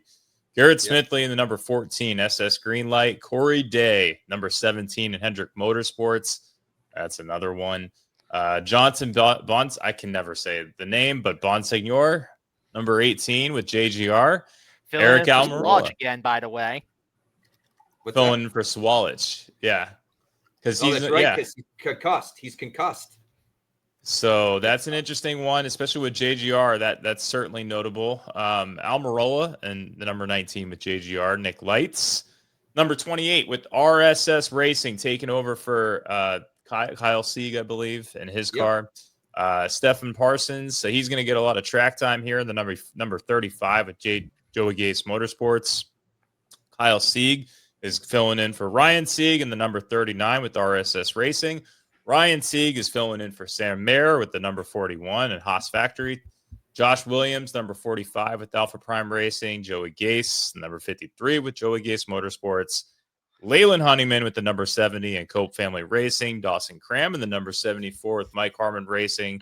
Josh Balicki, the number 91 DGM Racing. And to finish it off, of course, Connor Mozak and the number 99 with Viking Motorsports. Yeah, so big list right there for Xfinity. Actually, all of them are going to be able to make this race right here because there's exactly 38 spots. So all of them are going to make the race. As for the Cup Series, there's only just 2 names right there. J.J. Yaley in the number 44 for NY Racing, and Casey Mears is back again in the number 66 for Garage 66. That will wrap it all up right there in a nice little bow. And before we get into our picks, just as a reminder from the top of the show, we are part of FantasyGuru.com. They do a lot of sports content, a lot of it awesome and great. Go forth and get any of the NFL packages, guides, view the content over there. There's options for the MVP, Platinum, VIP, or all-in packages right now. Use the code GHOST20 in order to get a special discount on any of the packages over at FantasyGuru.com. Hit up support at FantasyGuru.com to get the best possible deal. You be nice to them, they'll be nice to you and get you the best possible deal. Be sure to like, subscribe, leave comments, and also be sure to hit us up on social media platforms or on Discord and interact with us. We like to hear from you, so go forth and do that. Let's hit the picks now, fellas.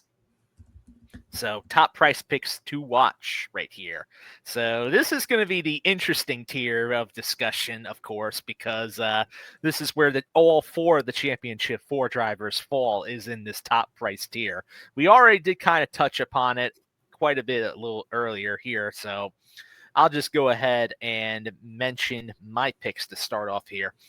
I got William Byron, of course. Willie B, he's been pretty good on this style of track. He's won at Phoenix before in the past. Christopher Bell, he led the most laps, actually, in last year's race at Phoenix in the fall. So that's a name that we're going to have to keep in mind. And he did also win at this track earlier in the year as well. So also to keep that in mind right there. Then I got a split option right here between DraftKings and FanDuel. For DraftKings, I'm mentioning another playoff driver, even though I think he's also quite good as a FanDuel pick too, Chase Briscoe. We talked about him earlier. He's a former Phoenix winner as well. That 19 team, they've been pretty good at this track in the past before. And Briscoe, he likes driving in this place. And we mentioned about his numbers earlier, so he's going to be one to watch, of course, for sure. Then the other driver that I mentioned as a FanDuel specific pick that I like, you can use him in DraftKings as well, but I like him especially for FanDuel lineups. Brian Blaney, he's only 12,000 there on FanDuel.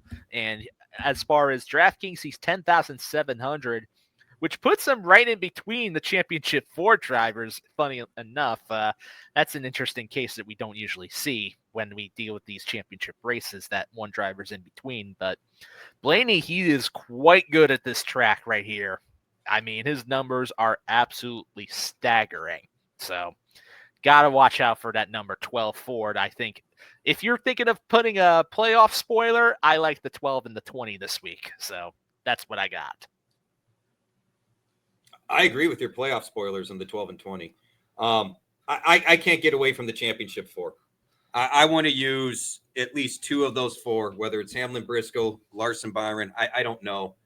I'm still kind of sorting through it. I'm leaning Briscoe for sure because of the cheaper price. And I don't know if I'm getting fandomized or what, but I'm having a hard time sitting Hamlin.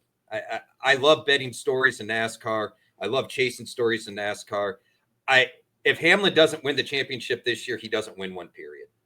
And as much as NASCAR's mad at him right now, I don't think NASCAR wants that. I really don't. I think it's good for the sport if Hamlin gets the championship. So I'm kind of leaning Briscoe and Hamlin right there. I'm with you guys, though. Bell is right at the top. Blaney's right at the top. Maybe qualifying will give us a little clearer picture, but I got to tell you, there's at least 6 guys that I would have no problem putting bets in to, be top 3, top 5 wins type of thing. It's kind of it's going to be probably the hardest decision to make, to pick the right guys at the top, and you're either going to be right or wrong, obviously. And for me, I got Byron and Briscoe. Byron at 11,500, Briscoe at 10,500. Again, that kind of represents my balance in my playoff drivers. My one non-playoff driver, but dominator that I'm going to try and get in. He's on the lower end of all these dominators, but it's Logano. He's got the most laps led here in the next-gen car. All three of these drivers that I just mentioned combined for 4-1 races within the next-gen car. Each one of them have won a race at Phoenix here before. So, a lot of laps led between this group as well. And so for me, it's a matter of going after laps led. I'm going to really probably prioritize guys that either win the pole or finish or start second. I think that's probably really what it comes down to. But we don't have to completely lock in on that because there's a lot of fastest laps out there as well. And guys like Hamlin, Larson, Blaney, they're all going to be recording Bell. We're going to see a lot of fastest laps for those types of drivers too. So it's like, again, going back to Rich's point, even Sean, like all these guys have the potential to score. Even if they don't start at the front, there's a scenario for each one of them to pay off. So it's a little bit of a crapshoot. Yeah, it really is, especially when you know the circumstances is, even if historically these aren't these drivers' best track, well, the thing is that the teams that they're a part of, they're going to make sure that they got the best equipment possible in order to give them a better edge than usual. So. I remember, I don't remember which driver it was, but it was when the championship race was at Homestead, and this driver had notoriously not really run well there, and they ran top 3 the entire freaking day. And I'm trying to remember who that was.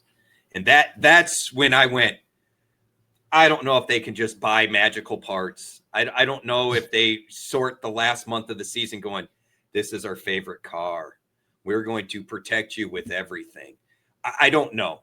I mean, I know money drives things. I know it gives you the ability to buy new parts. I know it gives you the ability to work on things. But I've seen it so many times over the last, 15, 20 years, Sean, where you don't even have to watch the race and you go, oh, those guys in the championship, yeah, one's going to be first, one's going to be third, one's sixth, and the other one's 15th.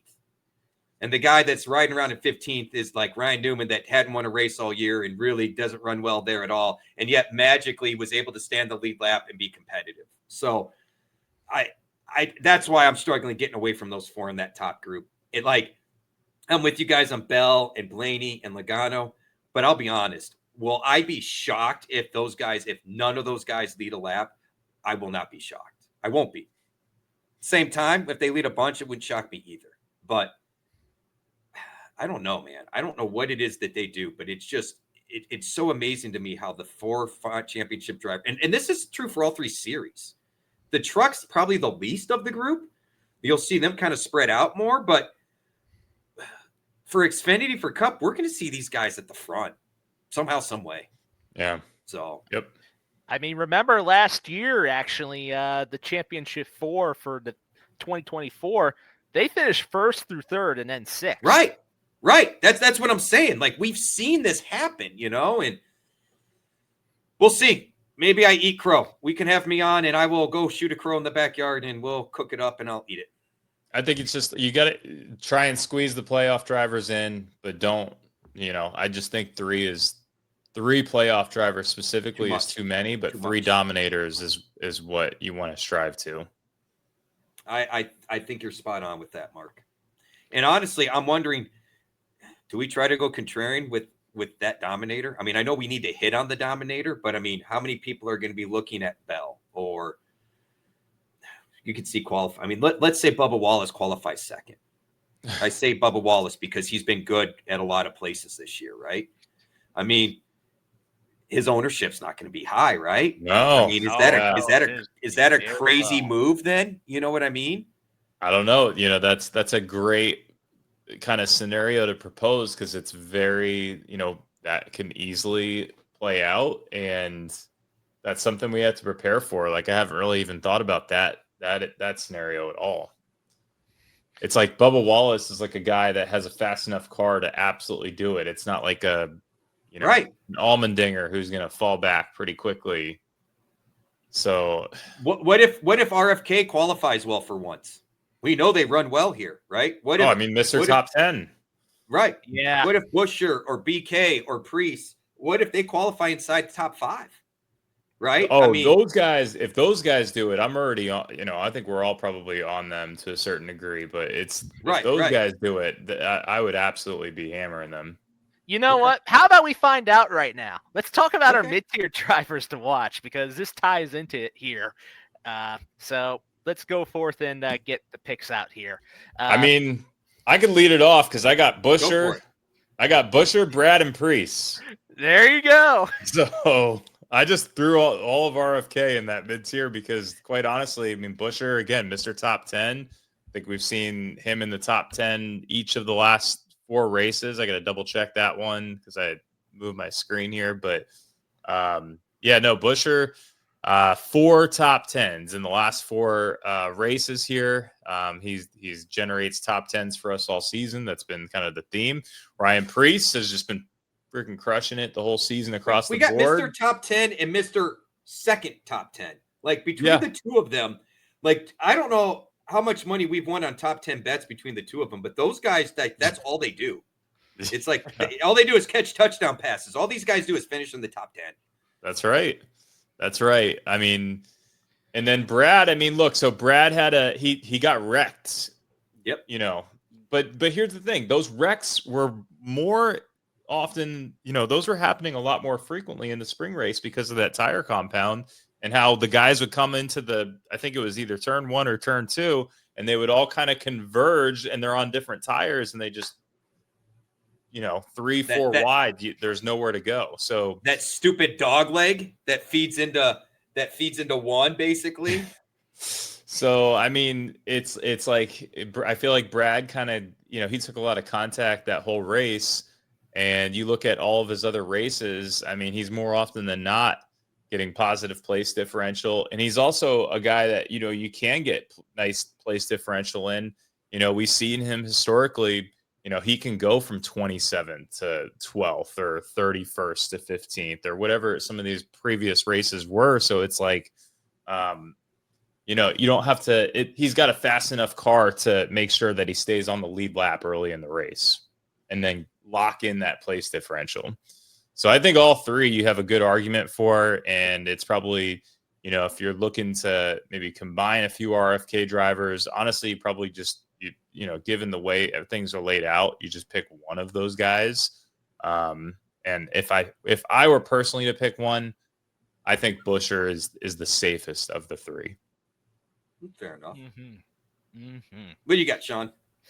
So with my picks, I basically have another group of 4 because there's another split option here.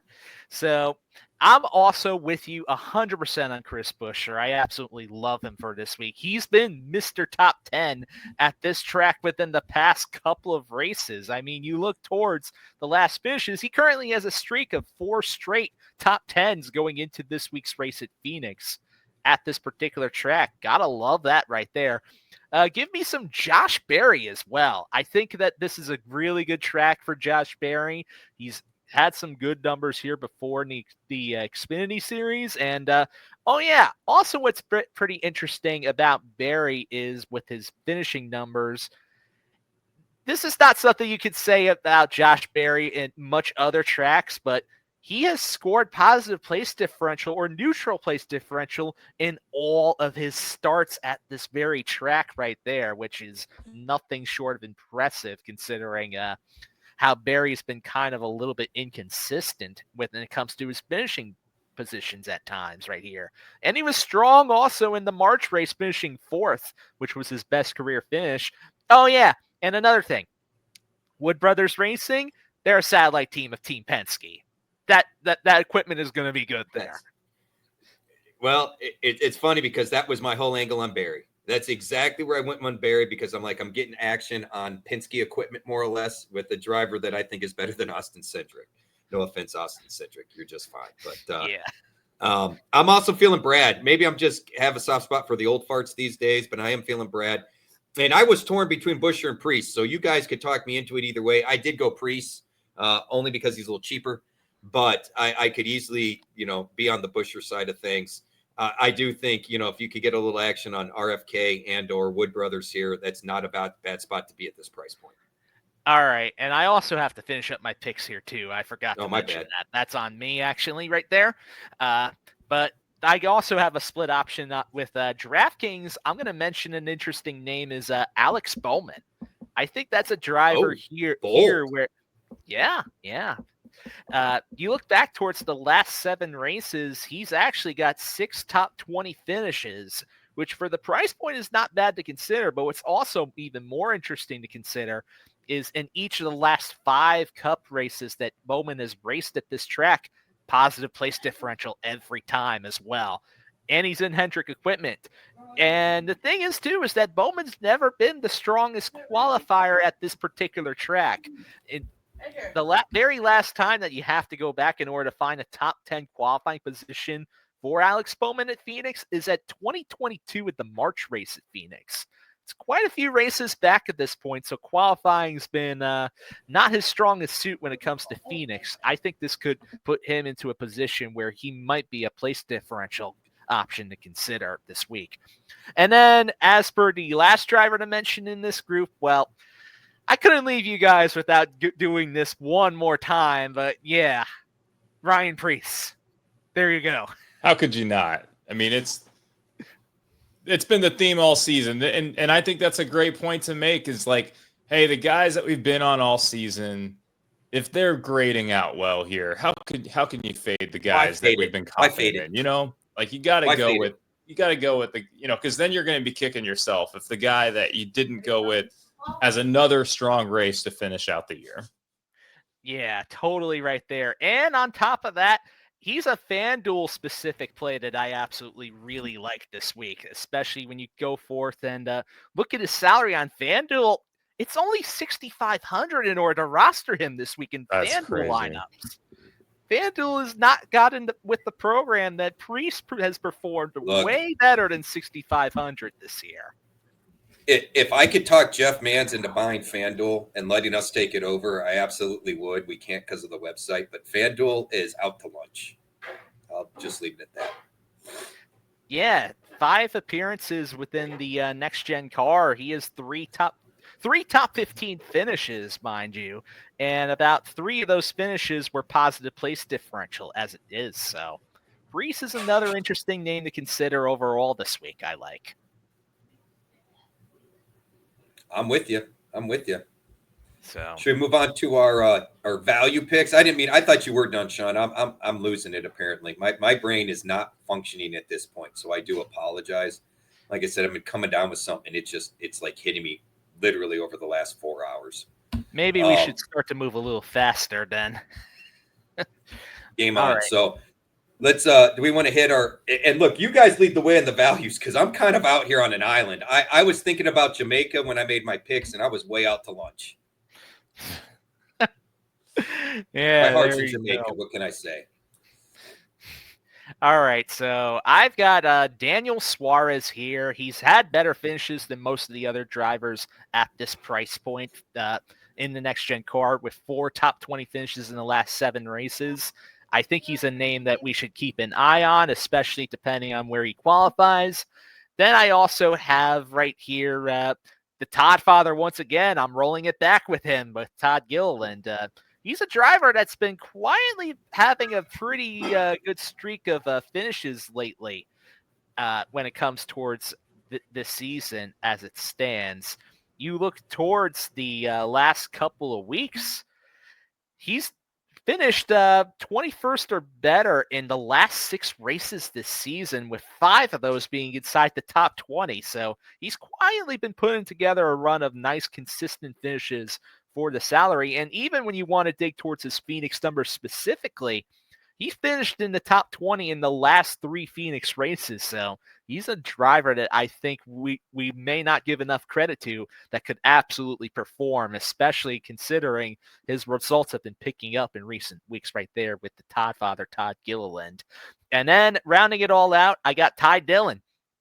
Ty Dillon, he's a driver that scored positive place differential in a lot of his races previously at Phoenix.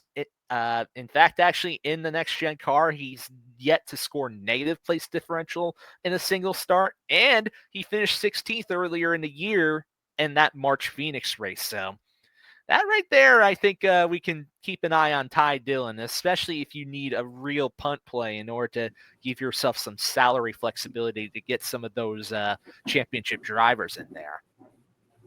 I love the Ty Dillon call because of his cheap price point. I mean, at 5,000, look, if he qualifies 30 something, game on, giddy up. I mean, it gets dangerous if he qualifies well. That was my only fear because I noticed the same thing. I thought he had a nice run here in the spring. I remember us talking about it post the Phoenix race earlier this year because we were like, when did Ty Dillon start doing this? And we thought maybe Ty Dillon would have a nice career, season, and it really has kind of gone away. Some of it outside of his control. I mean, he kind of, I don't want to say peaked, but he did kind of peak during the whole in-season tournament thing, right? And we haven't seen much from him. But at 5,000, I was trying to get as many playoff drivers in as I could, which obviously, like we talked about, we can't. There's only so much room to go there. But I mean, if we had 3 drivers at $5,000 like Ty Dillon, I'd say let's go 3 playoff drivers, right? So I'm with you on Ty Dillon. He's so cheap. This one's going to throw you all for a loop. I think we should look at SVG. This track is kind of unique as far as the 3 separate turns. So I feel like someone with a road racing background should gravitate to it. And we've seen LJ Allmendinger gravitate well to it. So in that sort of same regard, I feel like SVG's nobody's really going to be on. He can be a decent contrarian pick. He's cheap. And quite frankly, if you go look at what he's done over the last 6 to 8 weeks, he's kind of been quietly pretty decent on ovals. I mean, like top 16, 18, top 15, like 14th this past weekend at Martinsville, and I mentioned him to have a good day in last week's pod right there too. And you know what? We love road course racers at Martinsville, Sean. We've talked about that. For whatever reason, Juan Pablo, Dinger, these guys have gravitated. I'm assuming it's the flat track, the heavy braking, the ease coming off the corner. Juan Pablo described it best. You enter like a gentleman, you exit like an animal at Martinsville. And that's true at a lot of road course races as far as the corners, right? And Phoenix is different, unique, so you're not going to get the car to drive the same for you in turns 1 and 2 as you do in 3 and 4 and dealing with the dog legs. So I'm kind of leaning SVG. It's kind of more of a gut shot, wild card dice throw. But give me Dillon, give me SVG. And then I don't love it, but I really didn't know where else to go with it. Noah Gragson. Every time he runs well and then gets involved in some. Like the speed's there, but he steps on his weenie. So I got Gragson. But I don't know how I feel about that. I absolutely really do like the SVG call there, Rich. He's actually scored 4 top 15 finishes in the last 5 weeks, and don't look now, but he's really figuring out the ovals. So right. I think that's a name that we're going to have to really keep in mind for next season. We might talk about him in the same way that we talked about Ryan Preece this year or Todd Gilliland last year. Well, and here's a little known secret: driver share notes. SVG's going to have quite a teammate in Connor Zilic. And Ross Chastain, too. Let's not forget about him as well. Forget Ross. He's too busy eating watermelons. We need Zilic and SVG, the road racing gurus, cutting it up. I'm just kidding, Sean. I'm just giving you a hard time. In all fairness, Ross brings the most oval knowledge to the group, right? We know what Zilic and SVG's background is. But giddy up, right? I mean, it's like Trackhouse has really good history at Phoenix in general between Chastain and Suarez. So just another point to add to that. I mean, I think that's a great call because at $6K, it's probably the highest you can go at that lower tier to still squeeze in those top tier drivers. You know what I'm saying? So it's like he's already going to be contrarian.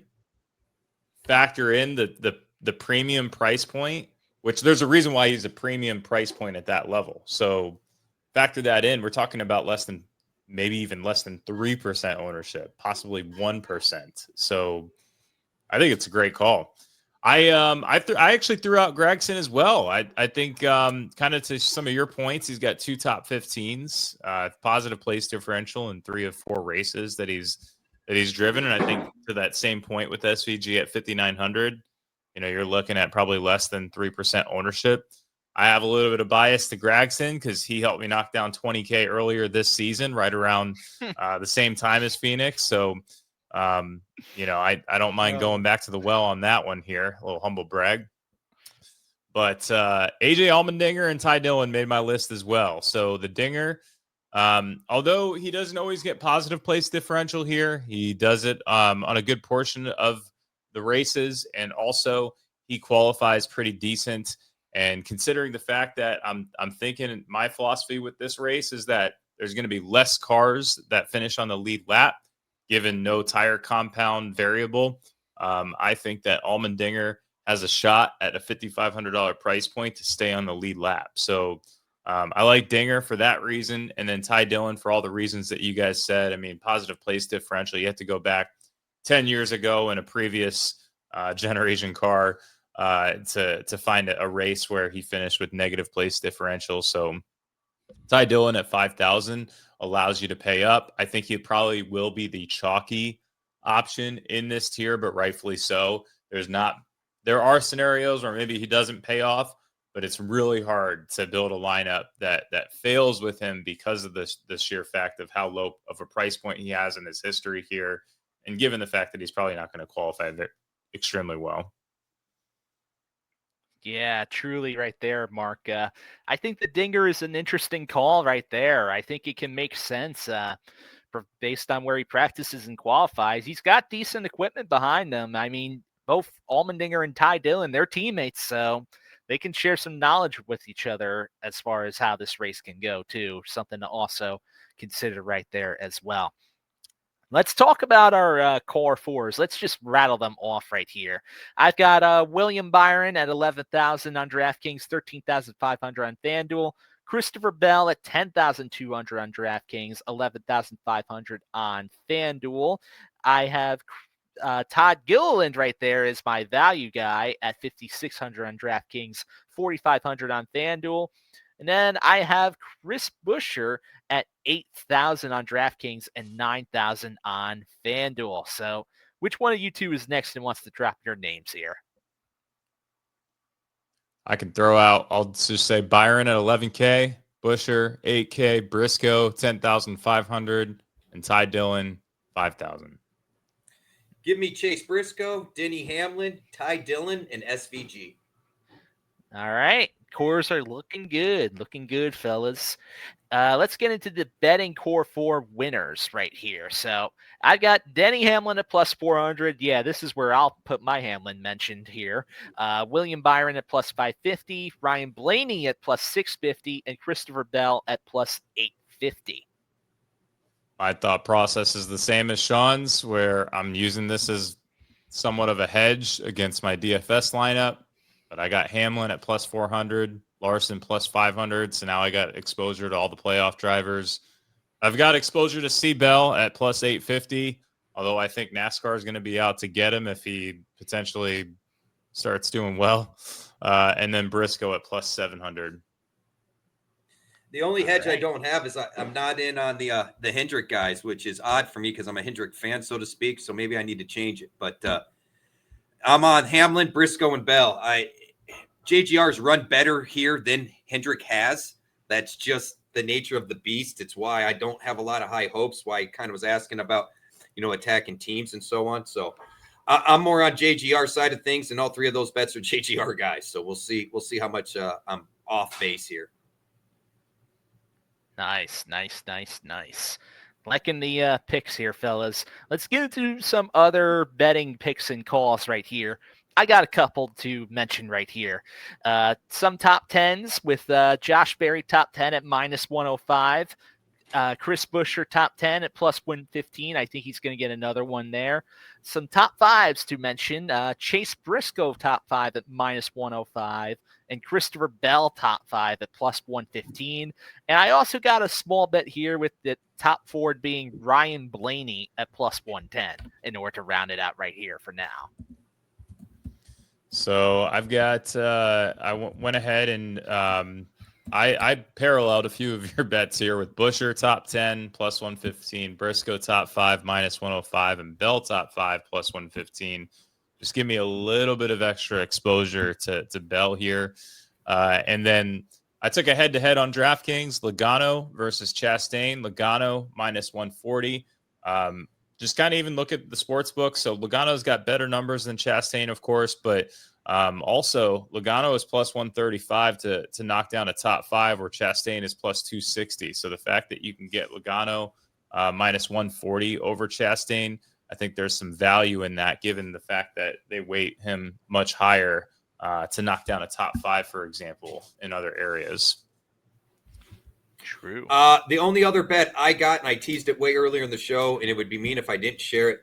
The wife and I went ahead and put a bet on Ryan Sieg to win the Xfinity race, 25-1, and top 3 at 6-1. It's a little wild, it's a little crazy. I really like the Christopher Bell top 5 at plus 115. I think that might be my favorite bet of the ones you guys have listed. Briscoe at 105 maybe, but man, to get Christopher Bell, the top 5 at plus 115 plus money is really nice. I mean, Buescher at plus 115 for top 10 is too, but I don't know what it is that's calling out the Bell bet there. Yeah, that Bell bet at those numbers is definitely a very bettable bet. Bet on that bet. I got one more to add. Oh, what do you got? But this is for the championship. So I know we have predictions, but I'm just going to say it. Briscoe plus 370 for the Cup Series championship. I don't hate it. I'm locking it in tonight. Chase Briscoe plus 370, locking it in for championship win. All right. Alrighty.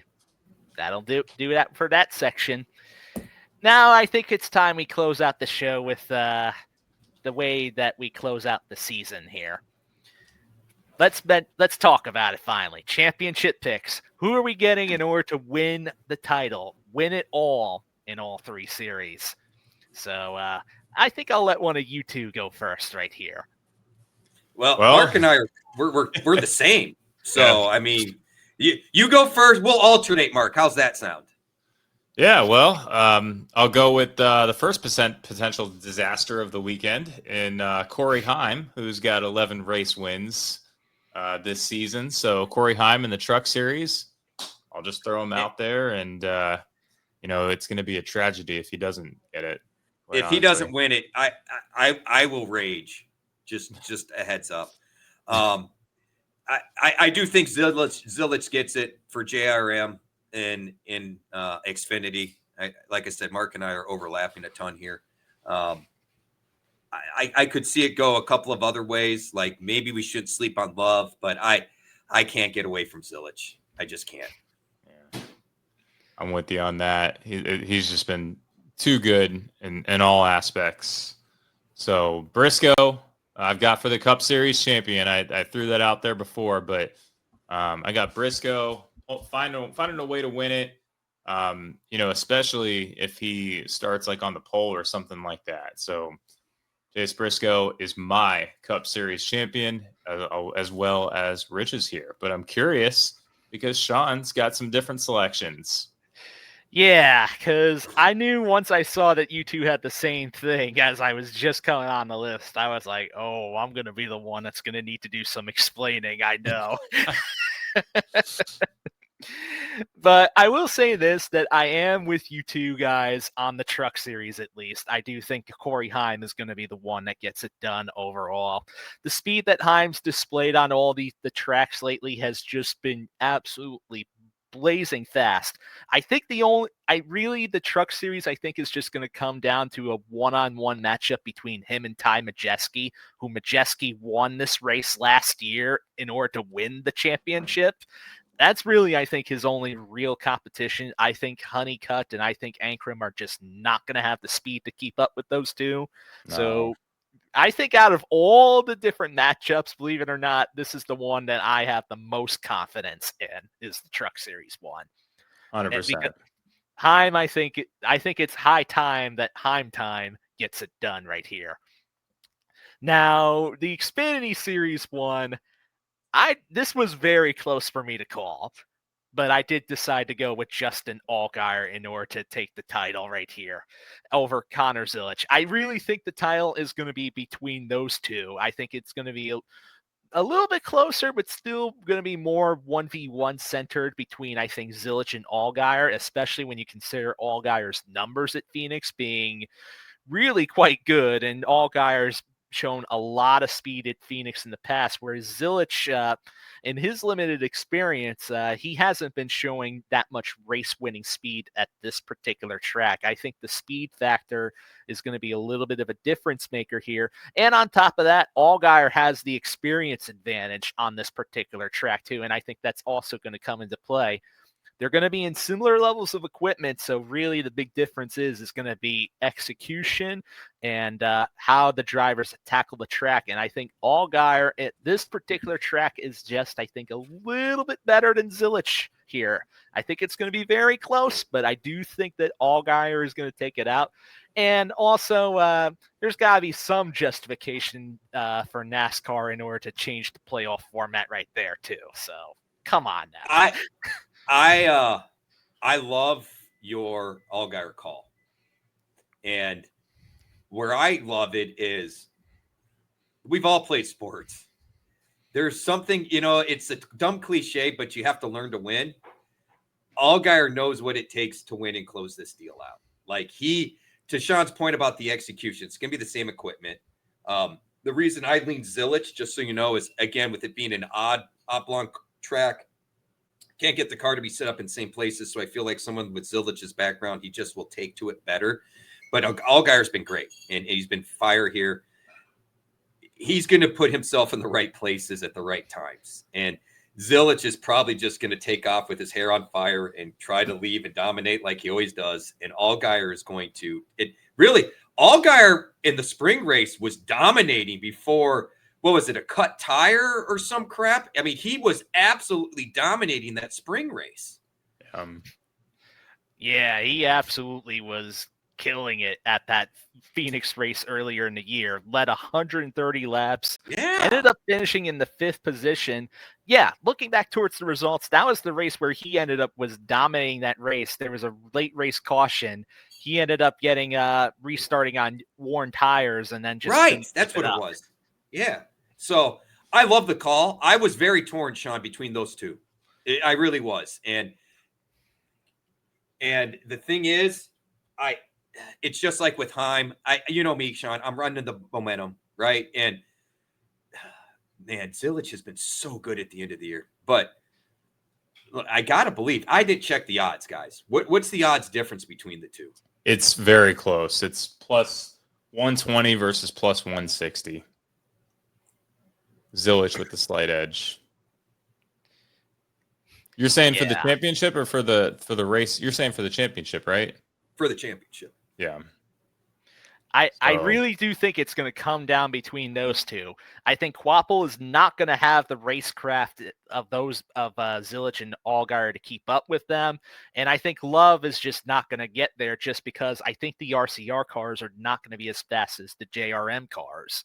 And I think that's where Love is going to be falling just shy of it, even though I think Love has the racecraft to keep up with those two. Well, and the sports books agree with that. Both Love and Quapple are both at plus 600. So there's a huge gap between the first two versus the last two. All right. So getting into the Cup Series call, well, I've got William Byron winning it right here. That's who I think is going to get it done right here. And I really do think that this is a really close call because you can make a very strong case for any of the four. You can make a case for any of the four to win it. I'm just bummed you're not betting the story, man. That's all. That's all. I'm booing because you're not betting on the old man. I'm sad. I figured somebody would. The corporate money's on Byron with all that EA cover driver money and promotion that he's been getting. So maybe behind is there a curse? Is there a curse like Madden? Have we looked at this? Or a reverse curse where it's, hey, you're the cover driver, you're also going to be the champion. Yeah, that what Mark just said there at the end has happened on more than one occasion before. You can ask Jeff Gordon when he was the cover athlete of Thunder 01, and then he went on to win the title that year. Did Stewart win the title when he was on the cover too? Yeah, he did. He ended up winning his second championship when he was the cover athlete of Thunder 04 the very next year in 2005. So that right there was also indication, I guess. But for me, it comes down towards the fact that there's a few factors at play, mainly being the track type. You look toward, I mentioned it earlier, but this particular track with the tire set is going to be very much identical to New Hampshire. And while the Penske cars were the dominant cars at that race, there was one driver that was able to finish in between them and roughly keep up with their speed to an extent. And that was the 24 of William Byron right there in that particular race. And on top of that, it's just that when you look towards the past couple of races there, you even mentioned last week's fall race. Once again, who was the best driver that wasn't a Penske car in last fall's race at Phoenix? It was William Byron. And the 24 has been showing a lot of speed in the past couple of weeks. And you got to think that Byron also beat Blaney at his own game in a short track, long run race right there at Martinsville last week. I think there's just enough factors here that make me think that Byron might be the one in order to take it at the end right here and just beat out everybody. I think it's just the track is going to fit him best and the speed is there. I think it's going to be very close, though. Yeah, it's going to be close, man. I mean, for anyone to predict what exactly is going to happen, it's racing, so I'm kind of torn here because I have been one of the biggest detractors on this system, right? But I can't lie that I love the fact that we have these 4 drivers that we get to watch and cheer on, and we know wherever they finish, the order they finish in, the front runner is the champion. I hate the fact that's how we decided champion, given all the stuff we talked about, the racing luck, the season long, and all that. But there is something about, I'm not going to lie, I'm excited to tune in this weekend. I'm not as excited to tune in for trucks because I don't want to be disappointed in Heim. I do not want to see Heim get screwed in this deal. You know what I mean, Mark? Like, I don't. And Sean, I think it's going to be incredible watching Allgaier and Zilich, right? Like you said, it's the same equipment. So we got youngster, the new icon, if you will, the old vet that couldn't get it done in Cup, and basically an Xfinity lifer. And I'm not sure that we really know what's better, right? So, like, I'm really excited to tune into the Xfinity race, and I have no problem if it's the Justin Allgaier, Connor Zilich show. Like, if we see those guys just running 1-2 throughout the race, I have no problem with it. It'll be great. The Cup guys, I'm so torn, guys. I am, because I'm not even the biggest Hamlin fan, but I want to see him get a championship. And I don't know that he's going to have another opportunity. When Carl Edwards tied Tony Stewart, I was like, he'll be back. Rick Allen apparently knew he was retiring because he said this is the last time Carl's going to have a chance and did all that, which is its whole own little side story there. But oh, you mean were you thinking of 2016 in that moment where he was fighting it out for the title, had the best car, and then just and Rick Allen said he comes out of the dirt for the final time of his career, and they were like, final time of his career? The dude's like young, and then we find out that summer he retired. Yeah, and caught everybody off guard, including Daniel Suarez, who was like, "What? I'm in Cup now? Right. I thought I was doing another year of Xfinity." Right. So the storylines, I want to see Hamlin get it, and I'm afraid to watch because I know I'm going to be brokenhearted. Mark, I'm with you. Like, I'm sitting here going, I just feel like Briscoe. My gut shot. OGB, this is for you. You want a gut shot call? It's Briscoe, okay? That's where the gut is taking me. And yet, then you guys give me the data behind it, and I'm like, writing's on the wall. Hamlin's not going to get a championship. It's like Tony Stewart not winning the Daytona 500 or Indy 500. Tony Stewart's going to go down as one of the greatest, if not the greatest, all-time racer of all time. Now that he's done what he's doing in NHRA, and the man didn't win Indy or Daytona, and won multiple dominated Indy races at Indianapolis. won races at Daytona, just not the 500. I mean, but well, and to Sean's point from earlier, like Hamlin would have been the one squeezed out if we were looking at a different playoff format too. So he's not deserving, right? But if you look at past history, he would have had one already. So yeah, that's exactly how ironic. Yes. How ironic would it be if the time that he's probably the least deserving? I had it backwards. I had the list wrong, right? The time he's least deserving from a production standpoint, he gets the win all of a sudden. Like how it would be kind of like, it would be like karma almost, or like a, which full circle in all moment. fairness, we see this in football, right? Where it's a smash matchup and they flop. Oh, you got to fade this dude. It's a terrible matchup. He goes off for a career day. Like we see that crap all the time. And look, Mark, Sean will tell you this. You bet stories in NASCAR, but you also bet tragedies.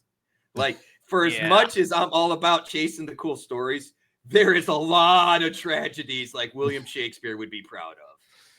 Hamlin's been unfortunately a victim of multiple tragedies at this point. Dale Sr. at Daytona. That's what this really reminds me of, Sean, is Dale Sr. at Daytona. I mean, you even think back towards one of the very few times where Hamlin was in control of winning a championship and then just flopped it away, 2010, right, where he came in with the points lead about like maybe 17, 19 points or something like that ahead of Jimmy Johnson. What does Hamlin do? He spins in the race and then ends up not being able to recover and hands the title to Johnson. So, well, gentlemen, should we give a shout out to fantasyguru.com, who allows us to do all this, that employs us. Jeff, Rob, thank you so much. Thank you all for letting us do this podcast, Racing Guru Thunder Hour. Not everybody gets to have a podcast here on the website, so we are indebted to you all. Thank you for letting us do it. Mark, but man, we really love having you part of this team, dude. I got to tell you, I'm laughing now because I was upset about missing out on that truck tournament. But to sit here and be like, I'm mentioned that I took 9th out of 560. I don't care what the entry fee is. Like, it's where you're finishing in the standings there that matters. And you have made me a better player. Sean has given me more knowledge that I've forgotten and lost at times, but you have made me a better DFS player. And I maintain that you are one of the best DFS players on the planet. I mean, you do great stuff for us in multiple sports, and I am impressed with how your fandom has evolved in NASCAR. And man, I just can't tell you enough how much I appreciate working with you. And I feel like it just has made me so much of a better player, and I have so much more fun playing DFS now. I really do. I appreciate the kind words. And, you guys, I mean, look, here's the thing. We've talked about it before, but I think each one of us brings a different dynamic to what we do here on this podcast. And personally, it's made me a better DFS player too, because it gives me a different lens. It gives me knowledge and maybe even some insight that I would have never even thought of before, that can save me from either landing on a few landmines and then getting me on some guys that the data doesn't pop out with. That gives you another contrarian play to roll with. So I think each and every one of us has brought in a different kind of angle to this podcast. And I think we've all kind of synergistically helped each other get better, not only from DFS, but from a betting perspective. And I would take that even one step further. It goes beyond NASCAR. It helps you across the board with multiple sports. And I think that's also part of the value in listening to this, is helping you get better across the board.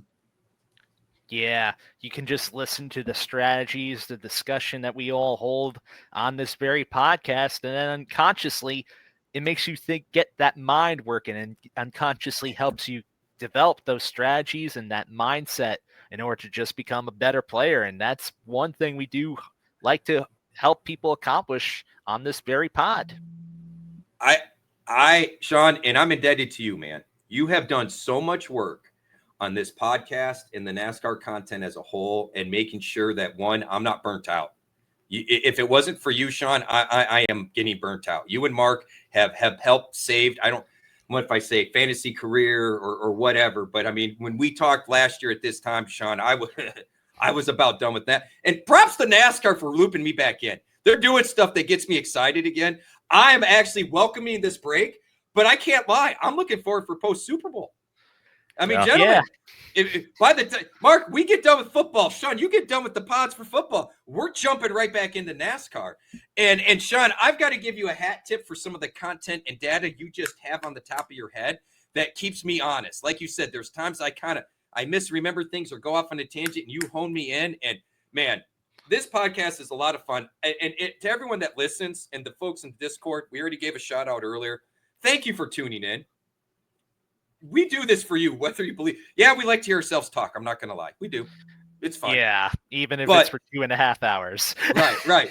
But we do this for you. So I hope you guys listen and gain from it. And when you guys send us the screenshots of winnings, and G-Money, I know you haven't brought down that whale, but bro, patience, buddy. Patience. I'm winning tournaments and haven't brought down a whale, bro. Okay? So maybe temper expectations a little bit. Hone them in, right? But I don't know about you two. I'm looking forward to next year. Thank you to Jeff and Rob for letting us do this. I want to give a shout out to the Elite Plus Com Network. Please check out Jeff Mann's podcast. It's free. Everybody can check it out. You know, there's a reason we're all here, and it's Jeff Mann's. It's just the way it is. So we can't thank him enough. Great shout out to Jorge Pucks earlier there, Mark, you know, with the CFL and the hockey stuff.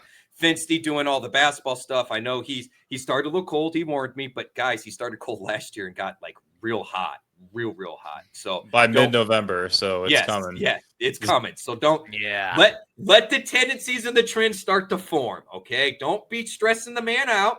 Let the tendencies form. He'll be there. Ray's been killing it. Armando's been killing it. Those guys are just all over Discord helping everybody out. You know, Tyler and Russ doing their thing too. Thank you to them, Sean. When we've got have me on the roster coach. So look, I appreciate you all. Feel free to leave any final thoughts. I just want to say I love you guys, and it's been a blast this season. And we're not going anywhere. We'll be back. You know, I don't know if we'll get nominated again this year like we did last year, but I feel like we had better content this year from a betting and DFS perspective. I feel like I saw more winning in the Discord, and I'm excited for it. And honestly, I'm probably not going to do a truck lineup, Mark, because I'm running the high wave from last week, and I want that to carry over to next season. But I will be doing Xfinity and Cup, so we'll be having at it. But gentlemen, any parting words? Well, I do have to say that around this time last year, you brought that up. You definitely were more bitter and barking like one of your Dobermen out there at this point of the season, whereas you're like, I actually feel kind of good again. I do. And it's honestly to you guys. Like, I wanted to make sure that was clear. And Armando, too. They've lightened some of my load on football, and some of that was put on myself. But none of us want to give up opportunities, right? And I tell other people this. Seize your opportunities. Be willing to grind and get dirty and be working. Takes time. I don't care what it is. But thank you, because I am. Sean, at this point last year, I was ready to run my face through the computer screen and electrocute myself. I'm not going to lie. Like, that's where I was at. So, thank you. You were threatening to quit the sport at some points, I remember. I was. Yeah, it's true. And looking back, now, you know, that I won a couple of tournaments this year and some of the discussions we have, what a shame. I mean, just to give you an idea, Mark, I am not playing with the money you are, and I need to get that bankroll up so I can, because I know the odds of winning are better. But I'm up basically 200%. Like, I can't knock that. Maybe there are $1 and $4 entries, but I can't knock that. The return is more important than the dollar amount, in my opinion.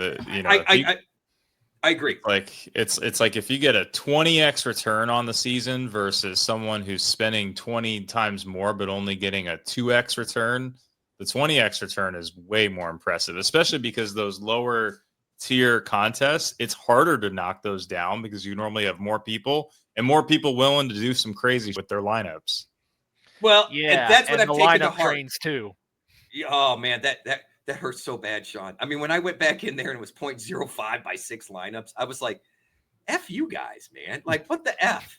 Like, I actually had a legit lineup that I put in 1.5 minutes. Go EAD. Yeah. So. But, yeah, it was great to be able to work with you both again this year and to consider Mark a full-on member of the team right here. And be able to just help out. We learn from each other. I felt like even towards the end of the season, I was taking more of Mark's strategies right there and putting them into my own focus. And it's been working for me on the back end of things too. And I'll say that much. So appreciate that right there, Mark. You've been a big help with that. And Rich, sometimes when you shout out different gut shots, it gives me the confidence to want to try them out myself. And sometimes it does work out too. So you got some value here too, man. It's always fun working with you too. I appreciate it, guys. I gotta say, I'm thankful for both you guys, and like you said, going to your point, Rich, is my fandom for NASCAR, for racing in general, is insanely higher on a year-to-year basis. I have a few friends that it's came up recently where they're like, dude, how the hell did you get so into NASCAR? And I'm like, man, it's just been a slow burn over the last couple of years. But I'm like, well, the first part of that was I started making money off of it. And then I learned the sport afterwards. But I wouldn't know anything about it unless we did this. So I'm thankful for everything that you guys have done and the knowledge that you've shared, and giving me the opportunity to do this as well. So excited to wrap up this season and looking forward to how we can grow it moving forward too. You know what you got to do now, Mark? You got to now start to go back and start to catch some of the really classic seasons and appreciate more of the history behind it, too. It'll only amplify your experience as a fan from there. If you don't mind short reading, Mark, there is a book. I'll have to dig it out of my closet. It was written by David Poole. Was it 50 Years of NASCAR, I think? I'll find it.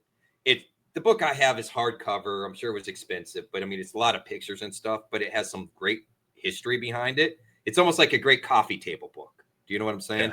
Yeah. I'll see if I can find it and then let you know. But I got to tell you, Mark, you winning, when we first started doing this a couple of years ago with you and you winning, you motivated me. Because the way I took it was you made a comment in Discord one time about, or maybe it was Twitter, whatever it was. It was like, hey, I took Rich's info and I built this lineup and I won this money. And it was a confidence booster for me because it was like, I wasn't winning. Okay. Looking back, it was the DFS strategies. This is where I say you've been so invaluable to us. So it was like, man, I know my shit. How come I've got 5 of the top 7 guys in this truck race nailed, but I'm not winning these contests? Like, what am I doing wrong? Where I know I've got the knowledge, I know I've got the insight, but I'm not making it work. And I'm seeing members win. And then I see you winning. And we had that conversation at the expo. And I don't know if you remember much of that conversation or not, but there were multiple things you said that day that I just really, really took to heart. And you brought them up before. So you winning with less than normal NASCAR knowledge, or however you want to phrase it, was eye-opening and was enlightening and was motivating. So thank you for that, honestly. So look, we could go on for days. You guys rock. You guys put up with me. I know I'm the loudmouth, ranting, blah, blah, blah, out of control. I know I'm the clown or the jester as part of the show. I'm fine with that. If I'm too much, you guys can shut me down. That's fair. But I think we can win. I love this team, and I think we can win, and I'm seeing it. I'm seeing it. Sean, you had some great wins. You had some great wins, Mark.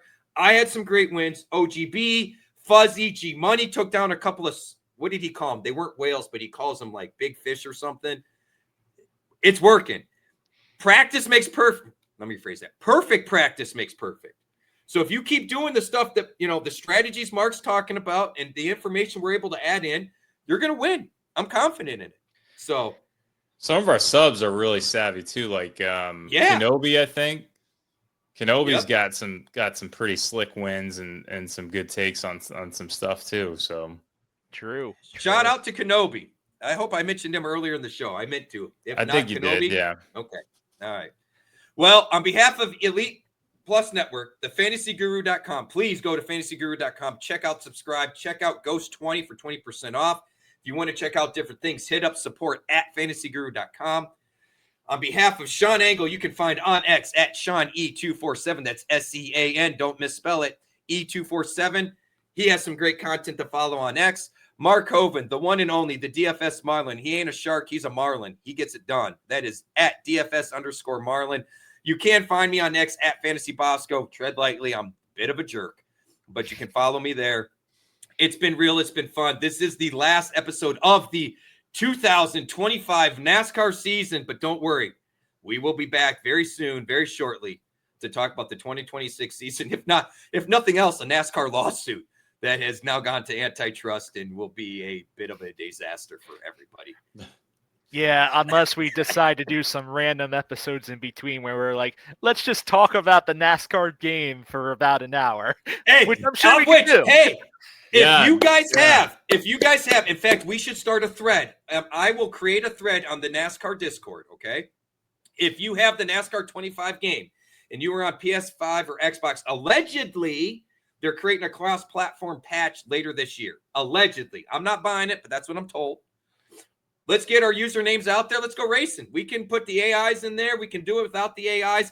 I am more than willing to share any controller settings, any settings I have or use to make it easier, because if you aren't using assists, buckle up, Buttercup, is about all I can say. I have a hard time getting around a couple of tracks. I'm not lying.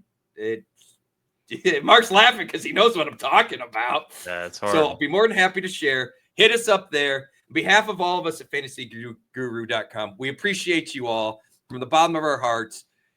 Happy holidays. We're getting into the holiday season. Y'all be safe. Peace. Let's roll. Let's get it done.